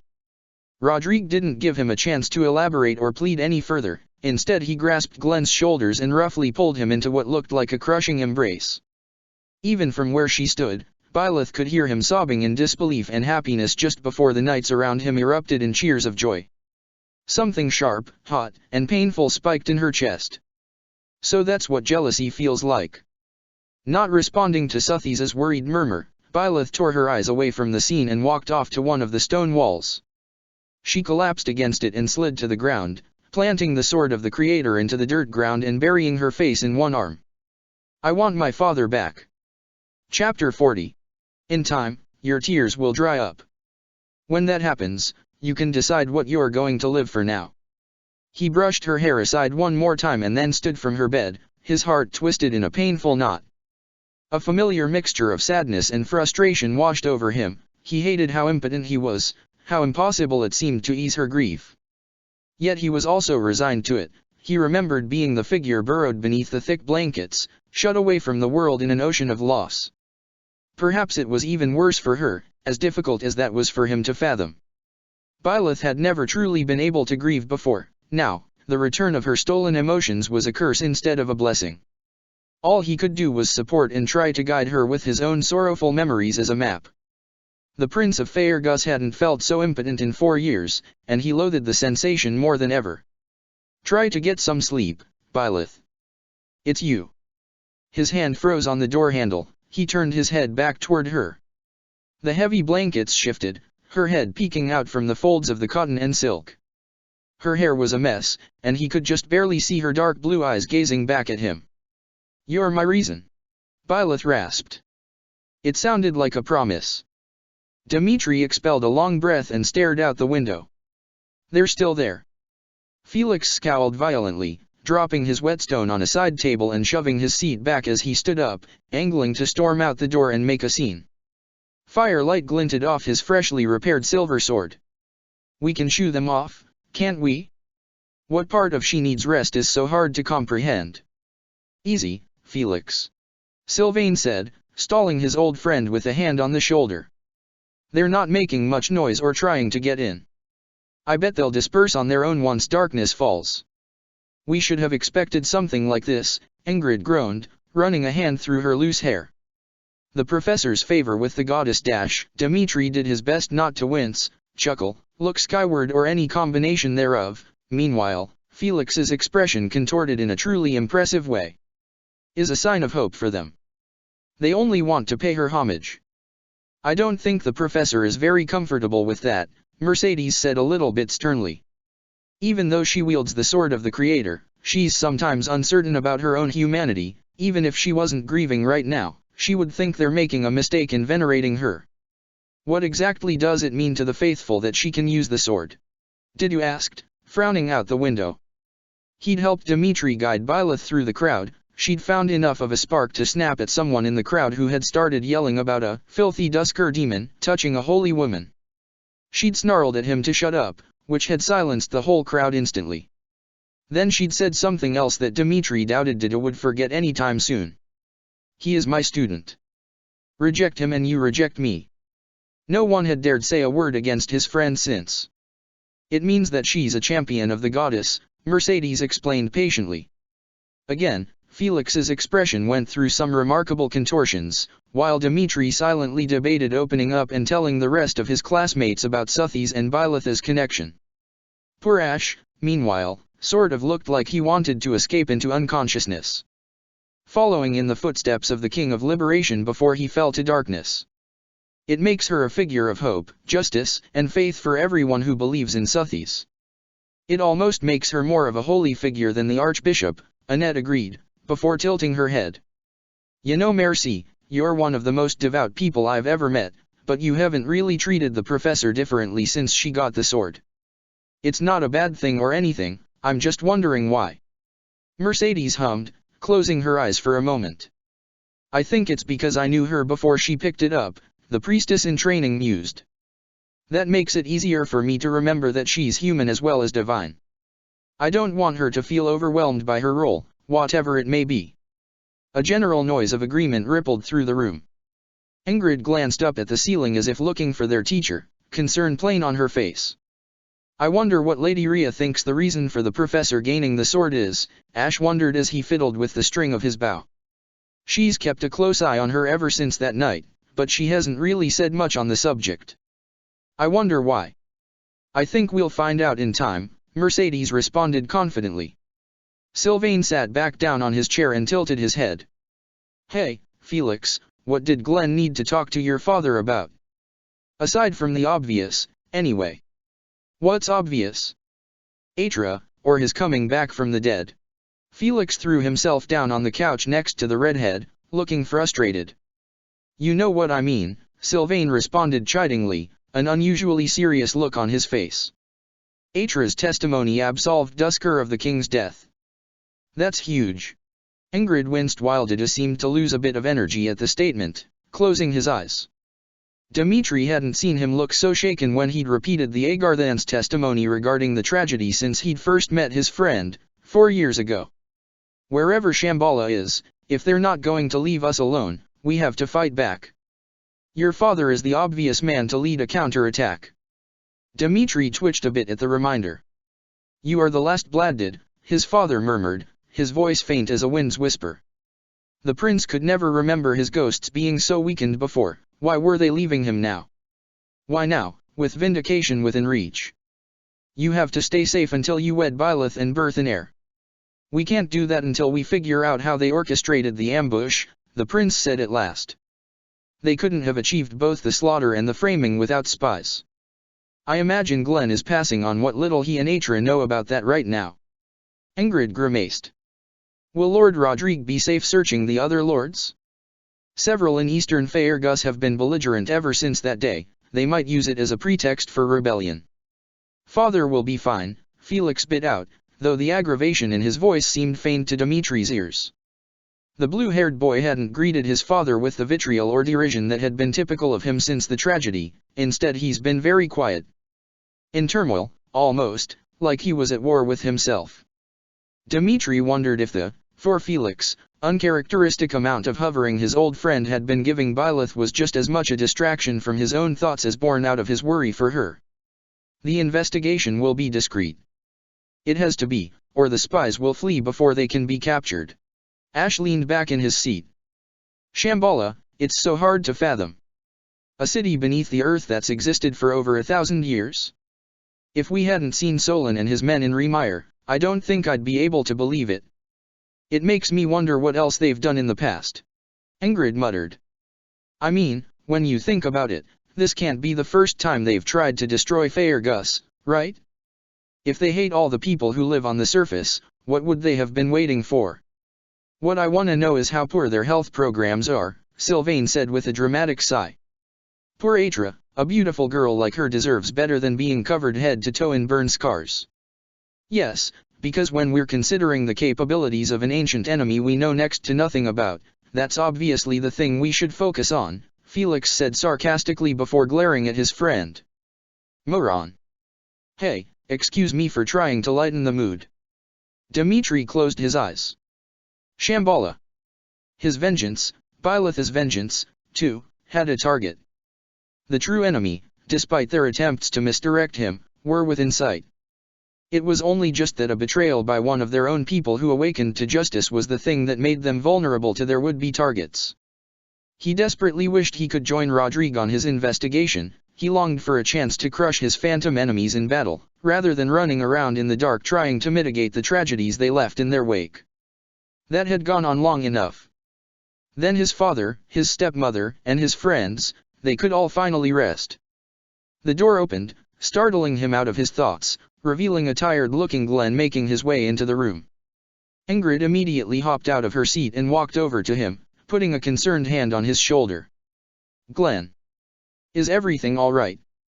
Yes, it's fine. He said, sounding a bit distracted. He clasped her hand for a moment, his posture a little awkward but sincere. I'm just tired. There was much to explain. Pain flashed in his dark eyes for a moment. Having to remember that night again, Glenn, if I'd known I would have gone back for you. I just assumed, I left you behind, left you to wander the world with Atra, cut off from your family and your home. I'm so sorry. We should head back to the monastery tomorrow morning, Glenn said, glancing towards the stairs that lead to the hotel's upper level. The sooner we're back, the better. Hopefully nothing's happened since we left, but given Kronia's impatience. Claude, Yuri, and the others are on their guard, Ingrid said soothingly. She won't catch them by surprise again. Plus the security at the monastery is heightened. She frowned at him for a moment, then grabbed his hand and led him toward the staircase. You look like you're going to fall asleep on your feet, come on. Glenn's protest was inaudible, but he didn't fight her too hard. Ash cracked a massive yawn and slid his bow over one shoulder. I think I'm gonna turn in too, he managed. What about you guys? Dmitri almost said that he was fine, but Byleth's face flashed behind his eyelids, arms crossed and frowning as she asked how much sleep he'd been getting the past little while. Surrendering to her image, he stood up and said, I think that would be wise. He pointedly ignored Sylvain's dumbfounded look, and the fact that he'd said it before the redhead got the chance to. The road back to the monastery was quiet and mercifully uneventful. With Glenn's news in mind, Rodrigue had sent them off with thunder in his eyes. Dmitri pleaded with him to be careful in his search. His father figure had acknowledged the need for secrecy, somewhat needlessly reminding the class to be careful of whom they talked to. He'd also told Glenn to convey to Atra his desire to speak directly to her as soon as was feasible. Glenn had looked a little uneasy at that, but acquiesced nonetheless. He looked a little less worn and a little less stiff than he had since returning from Remire. He did look tired, though. Dmitri knew why. He'd woken in the night from a nightmare, when had Byleth's death replaced his stepmother vanishing into the flames in his thoughts, and gone downstairs for a drink when he'd seen them together. Glenn pacing back and forth, asking one question after the other about previous years as he rubbed his temple and cursed his memory loss with every other breath he took. Rodrigue had responded patiently and shakily, until eventually, sometime later, after he'd gotten his drink and slipped back up the stairs unannounced, the adrenaline wore off and Glenn virtually collapsed on the couch, slipping into a dreamless rest. Not caring that his son was 19 and not a child anymore, Rodrigue had then gathered him up in his arms and lay him against his shoulder so as not to disturb his sleep. It was another reminder that, because of all the mind-bending revelations the renegade Egarthan had dropped on them, he'd yet to get around to asking Atra exactly what happened that night. A peasant levy she had been, but surely she'd remember the face of the lord who had led the massacre, and he wondered what had prompted her to follow a group of soldiers so far from the only home she knew. He probably should have given it priority, but he was too worried about Byleth to badger Atra for more answers. And now that they were returning to the monastery, he was keeping a wary eye out for any sign of Kronia. And worrying that she might have struck while they were away. "What are you thinking, Dmitri?" Byleth asked quietly as they scaled a hill, revealing Gareg Mach amidst the grassy fields and valleys before them. It was still at least an hour away, but having it finally in sight after the long trip was a relief. "Is it that obvious?" he asked a little sheepishly, hiding his surprise and relief at her comparatively more animated state. In a desire to give Leonie's horse a break, she'd swapped over to him yesterday. Even right now, he, perhaps selfishly, treasured every moment she spent in his arms, leaning on him and clearly drawing comfort from his presence. "You're tense." "Well, it's been a long trip." Dmitri glanced over his shoulder, searching for Sir Gilbert. He noticed the man out of the corner of his eye, hovering a few feet away from Annette while simultaneously only hesitantly engaging in conversation with her. "And I can't help but worry that something troubling might have happened in our absence. Yuri has the entire abyss on alert. Claude and the others are watching each other's backs. They're fine for now." Byleth's quiet, even tone reminded him of when he'd met her. Noticing that made his heart sink. "On one hand, I know that," he sighed. "But on the other, I just can't help myself. I don't want to lose anyone else precious to me. The mere idea makes me teeter on the edge of drowning in the red. I can't survive it." Byleth's hand alighted on his and squeezed lightly. Her skin was cool, her fingers traced the back of his hand in an effort to comfort him. "I'm glad I met you," she said in response. She didn't elaborate on what she meant by that or where the words came from. Dmitri rested his forehead against her shoulder, wishing the small gesture could truly convey the immense affection her remark sparked in him. "Thank you." "Geez," Leonie let out an explosive sigh, rubbing her back. "Was there really no faster route back from Faergus? I'm going to feel this tomorrow morning." "It was the safest path for a small group like ours," Ingrid said, though not without sympathy. "There are a few faster trails time-wise, but they're more treacherous by comparison, especially if we'd gone over the mountains." "It's still early." Ash still sounded sleepy from rolling out of bed 3 hours ago. "Do you think it'll be alright if we got some sleep after giving the mission report?" "I think that would be perfectly fair," Gilbert said, rejoining them at the head of the group. Dmitri quickly shifted so he and Byleth weren't leaning on each other. He missed the contact almost instantly.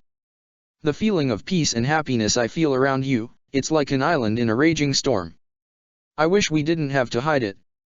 "Thank goodness," Ash said fervently. "I'm getting better, but the length of the travel took a lot out of me." "It isn't just you," Sylvain lamented. "I was hoping to go into town when I got back, but now I just want to crash and sleep forever." Felix snorted but didn't comment, oddly enough. Mercifully for Dimitri's nerves, when they entered the town at Gareg Mach's entrance there was no sign anything was amiss.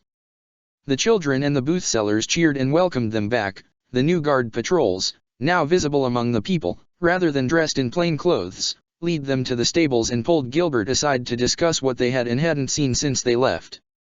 Byleth slipped off of his horse and waited just long enough for him to join her before speed walking out, pausing only long enough to greet Hannah. Knowing what was on her mind, Dmitri let her go ahead while he tended to his horse. "She looks a little better," the gray-eyed mercenary commented, walking over to join him.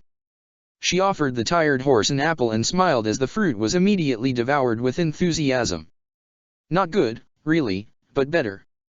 "Do you think so?" Dmitri asked without looking up, knowing the older girl wouldn't be offended. He focused on removing the saddle. "I'm not so sure." "Believe it, Your Highness.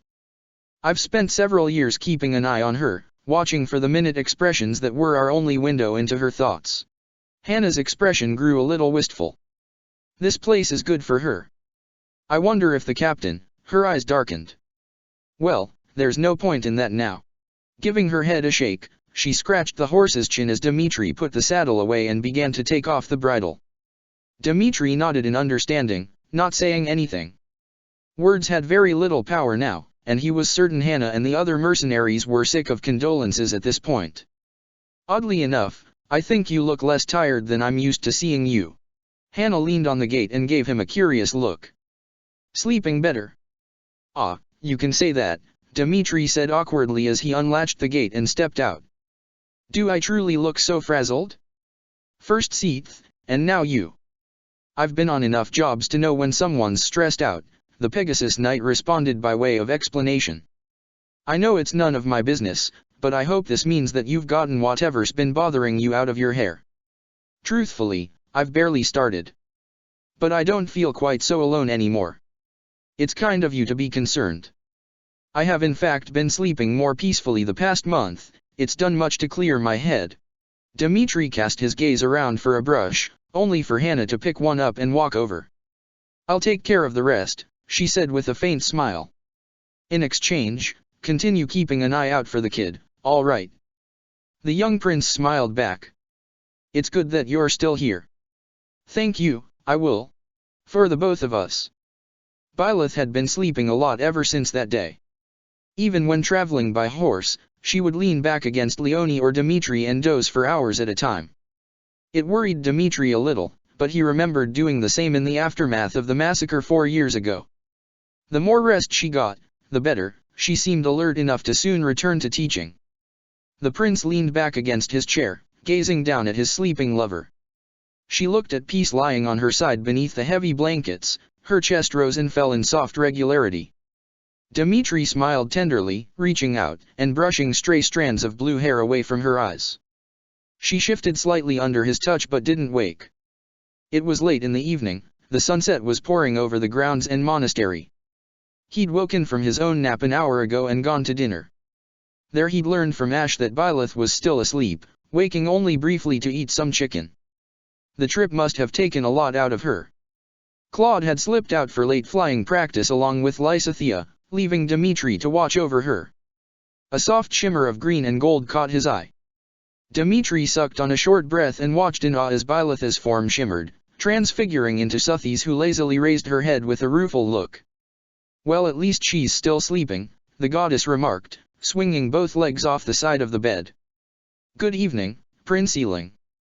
Good evening, Dmitri managed after a moment, shivering at the feeling of her eyes on him.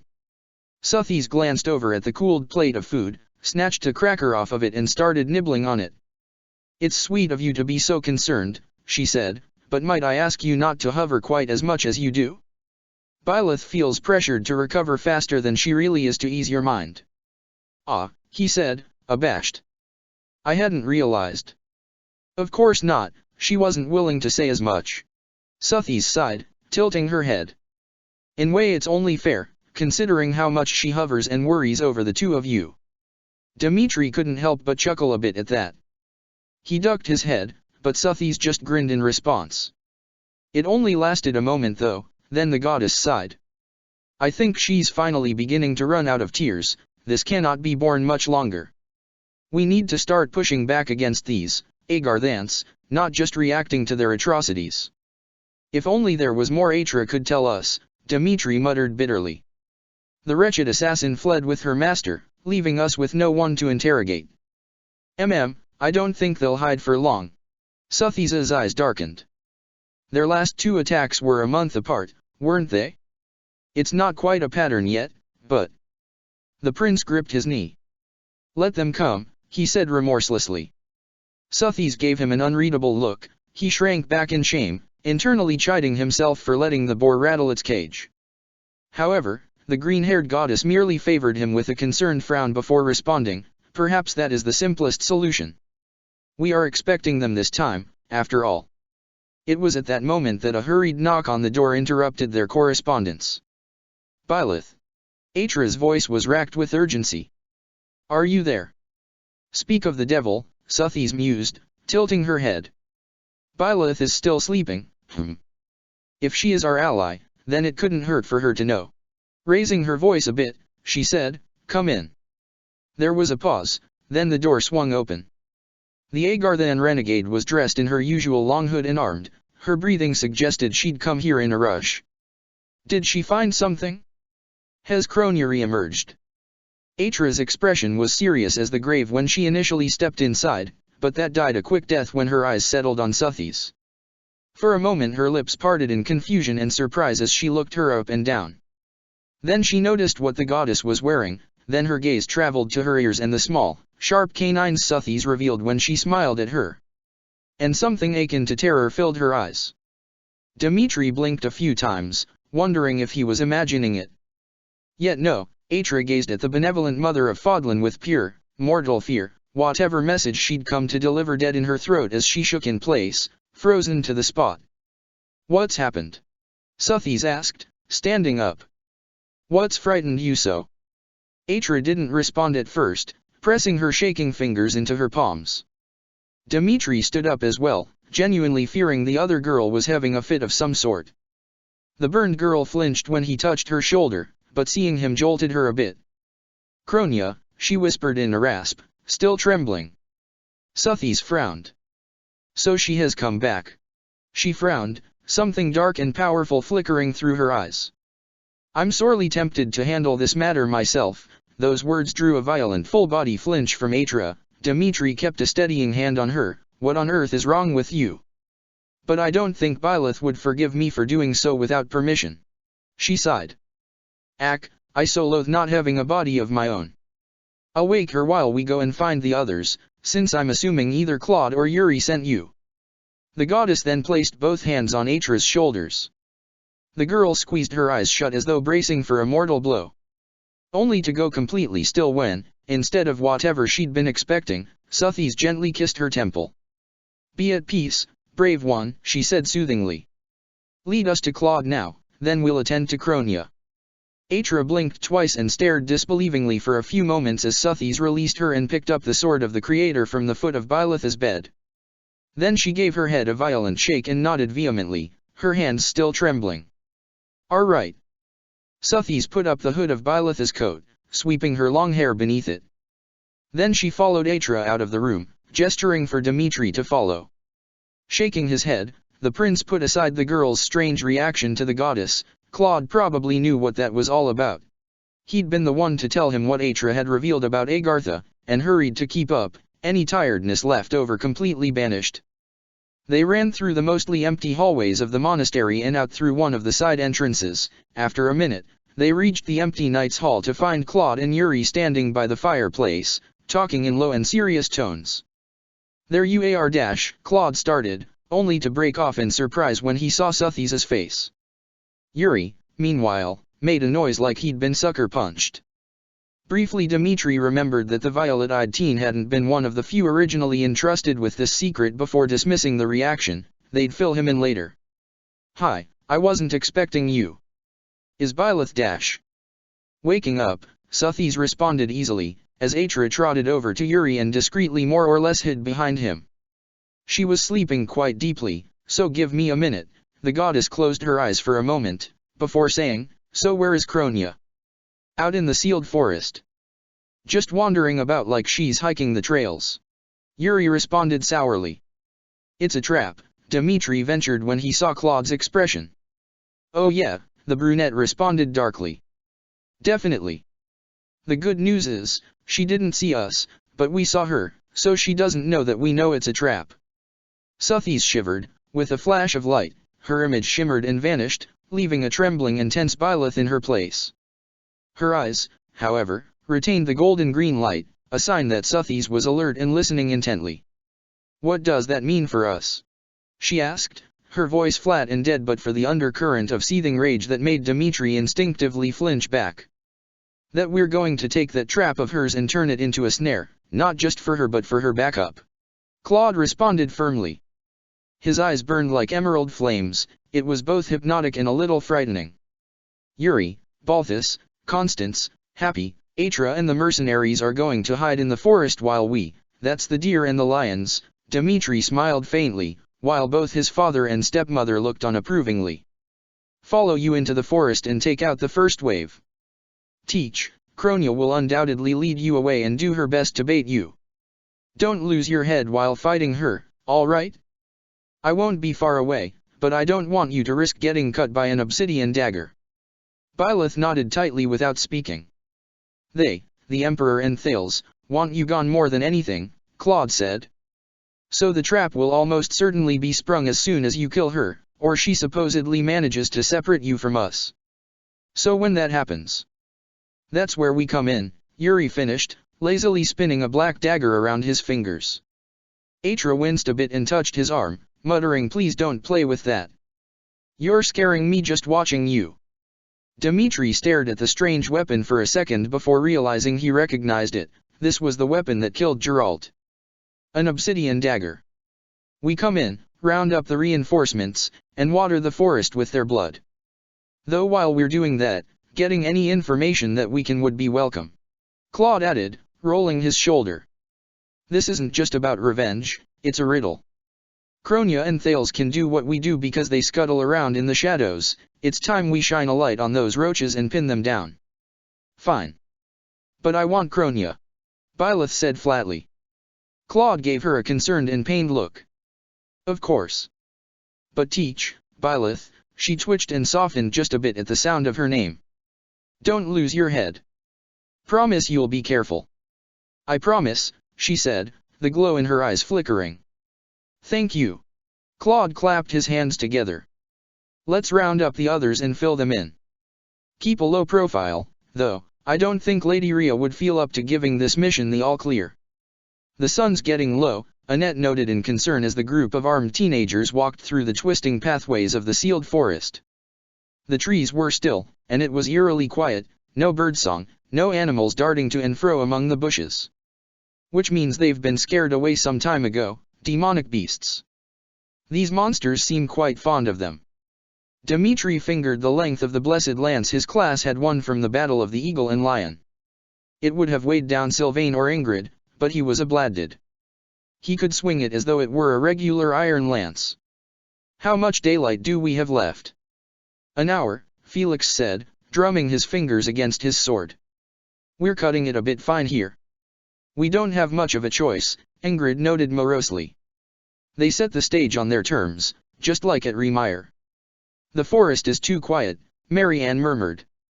Her eyes were a bit glazed, focusing on something far away. The forest of beasts sounds like this all the time. Still and silent until suddenly, something is rushing towards you. You've gone near the forest? Ignatz asked his friend nervously. Once, Marianne admitted quietly, her tone bleak as though confessing to a great sin. It was terrifying. She didn't elaborate. The tremor in her voice ensured that no one asked her to. Sylvain's horse nickered anxiously. The redhead ruffled his mane, warily panning the forest with his gaze. I don't see anything, but there's not a lot of room to fight here. Do you see anything up ahead, Leonie? There's an open plain up ahead, Leonie said tensely. Her knuckles were white on her bow as she gazed straight ahead. Walking in step next to her, Bernadetta looked a bit more nervous, but was otherwise shockingly resolute. She wasn't holding the reins at all, she was controlling her horse solely with her legs and holding her killer bow and 2 arrows in her hands. It leads out into 2 paths, each wide enough for 2 carriages side by side. That's probably it, Byleth said emotionlessly. Is everyone ready? Yeah, Raphael promised solemnly, planting his silver gauntlets together with a clang. Marianne hummed in agreement, her hands glowing with soft blue light. Lysithea tugged on the hood of the dark blue coat that hid her body armor from enemy eyes, glaring straight ahead. Flame stuck her chin out, a total lack of fear in her eyes, and declared, "It is time to repay the kindness of the professor who saved my life. I will get our revenge," Leonie bit out as they approached the field. No matter what. Ingrid made a noise of agreement, which caused Glenn to look sideways at her with a strange expression. Dmitri had seen it before, and suspected he was trying to remember something, if he knew that it was odd for Ingrid to express such sentiments. "You will get what you seek," Marianne said, quiet but firm and cold. Dmitri glanced her way and, for a moment, he could have sworn he saw her eyes glow. Ash shivered, shifting his quiver as he looked around. I'm not the only one who feels like we're being watched, am I? Claude snorted. No, it's not just you. Remember, this isn't just about revenge, but information. Stick to the plan and stick together. Byleth didn't seem to acknowledge that. She led the way into the clearing, sword of the Creator in hand, looking for all the world like a hungry predator. The rest of them were hardly given a chance to follow her before the forest shuddered and snarls, now so familiar thanks to their constant experience with it, shattered the silence. The ground shuddered as a demonic beast emerged from the forest on the far left, the same elongated, patchwork monstrosity from a month ago. Another roar came from further away, seemingly from the right. How kind of them to greet us with some demonic beasts, Claude snarked as he went to Byleth's side. As Dimitri joined them, archers and mages emerged from the trees from in front of them, the left and the right. The neighing of horses sounded from the far left, further away from the beast. Emerging from the right were an archer, and men armed with hammers and magic. Dimitri could hear laughter amid the trees, and felt his blood begin to boil. Then there was a rustle, and a slender figure emerged from the trees. Kronia's Monica disguise melted away like dissolving shadows as she, there were no other words for it, strutted forward, a bounce in her step like a warped parody of ballet. There were a number of knives strapped to her hourglass hips, and one in her hand, black as night and glowing just like the one Atra had given Yuri. Dimitri grimaced and remembered the former's dire warnings about what would happen if any of them got stabbed by that blade. Oddly enough, Kronia didn't look much like her sister. They had the same color eyes, but that's where the similarities ended. Kronia's spiky, bleached red hair cut short and was shorter by comparison. Her skin was white as marble, ghost-like and uncanny to look at. Her smile was twisted in comparison. Atra's small, fleeting expressions of emotion were soft and sad, while Kronia was full of malice. "Hello, you're here?" Kronia cheered, clapping her hands together. "Welcome to the Forest of Death." Her grin grew wider, more maniac. "My name is Kronia. That weakling girl was just a borrowed look for me. This is what I really look like." Byleth didn't retort with words, she swung the sword wide into a whip form. Kronia jumped to the side, dodging the blow and giggling. "Now, you vermin, I'm going to kill every last one of you. Who should I start with? One of the runts? A pretty boy? Decisions, decisions. Oh, I know." She pointed over at Ignatz, a dozen yards away from her. "A weakling." Byleth snarled and hurtled forward, swinging the sword again. Kronia dodged again and retreated into the forest, cackling. Claude rushed after her, and that caused the Agarthans to begin moving towards them. Dimitri cursed, torn between trying to go after Kronia as well or managing the battlefield. After a few seconds of indecision, he turned his horse to the right and faced down the demonic beast storming toward his classmates. "Look after Byleth, Claude." Lysithea was way ahead of him, however. She raised a hand and cast Seraphim across the grassy field, hitting the beast right in its elongated mouth. It screeched, the magic barrier over its skin melting away where the spell had splattered across its nose. Dimitri drove his horse past her, coming as close as he dared and then stabbed it through the nose down into its mouth with the blessed lance. The flesh sizzled and burned away, turning into black mist. The monster screeched again, throwing its head back. Dimitri was nearly thrown off his horse before he wrenched the lance free. He retreated a bit as Ingrid swooped in, throwing a javelin at its neck. As it staggered backwards, Lysithea stepped forward and cast Seraphim again. This time, the holy magic ripped a hole in the beast's chest that exposed most of its ribcage. Spinning the lance in hand, Dimitri urged his horse forward again and rammed the lance through the opening and into its heart, wincing at the spray of black blood that rushed out like a geyser. The demonic beast crashed to the ground, shuddering in its death throes. Moments later, it stopped moving, most of its body crumbled into dust, reverting back to a teenage boy with a bloody gut wound. And maybe the lowlight was playing tricks on him, but Dimitri could have sworn he had ghostly pale skin just like Kronia. One of the enemy horsemen charged straight for him, only to catch an arrow to the chest and fall from his mount. Bernadetta quickly drew again, tapping anxiously against her horse's flank to urge him to turn. Ignatz and Flane both stepped up to protect her. Ignatz took several shots at the approaching horsemen while Flane prepared rescue. Moments later, the spell brought Felix over from where he'd been fighting. His blue-haired friend didn't need any encouragement. He darted to the side and then leapt up while the horseman was passing by. He grabbed the man by the arm and forcibly pulled him down to the ground, letting him drop with a painful-sounding thud. Flame promptly set his leathers on fire, causing him to scream and let go of his weapons. Slinging the blessed lance over his shoulder, it had done its job for the moment. Didu and Glenn were handling the other one. Dimitri reached a hand up and caught the javelin Ingrid had dropped for him. Then he ducked under a miasma spell and threw the weapon back at the new annoyance. The dark mage tried to move out of the way, but his attempt to escape put him straight into Sylvain's crosshairs. The redhead swung his axe down and dropped the enemy with one fell swoop. Dimitri glanced over his shoulder to the right, looking for how the others were doing. Raphael charged forward and full-body tackled an archer, knocking him to the ground before stomping on him and kicking his bow away.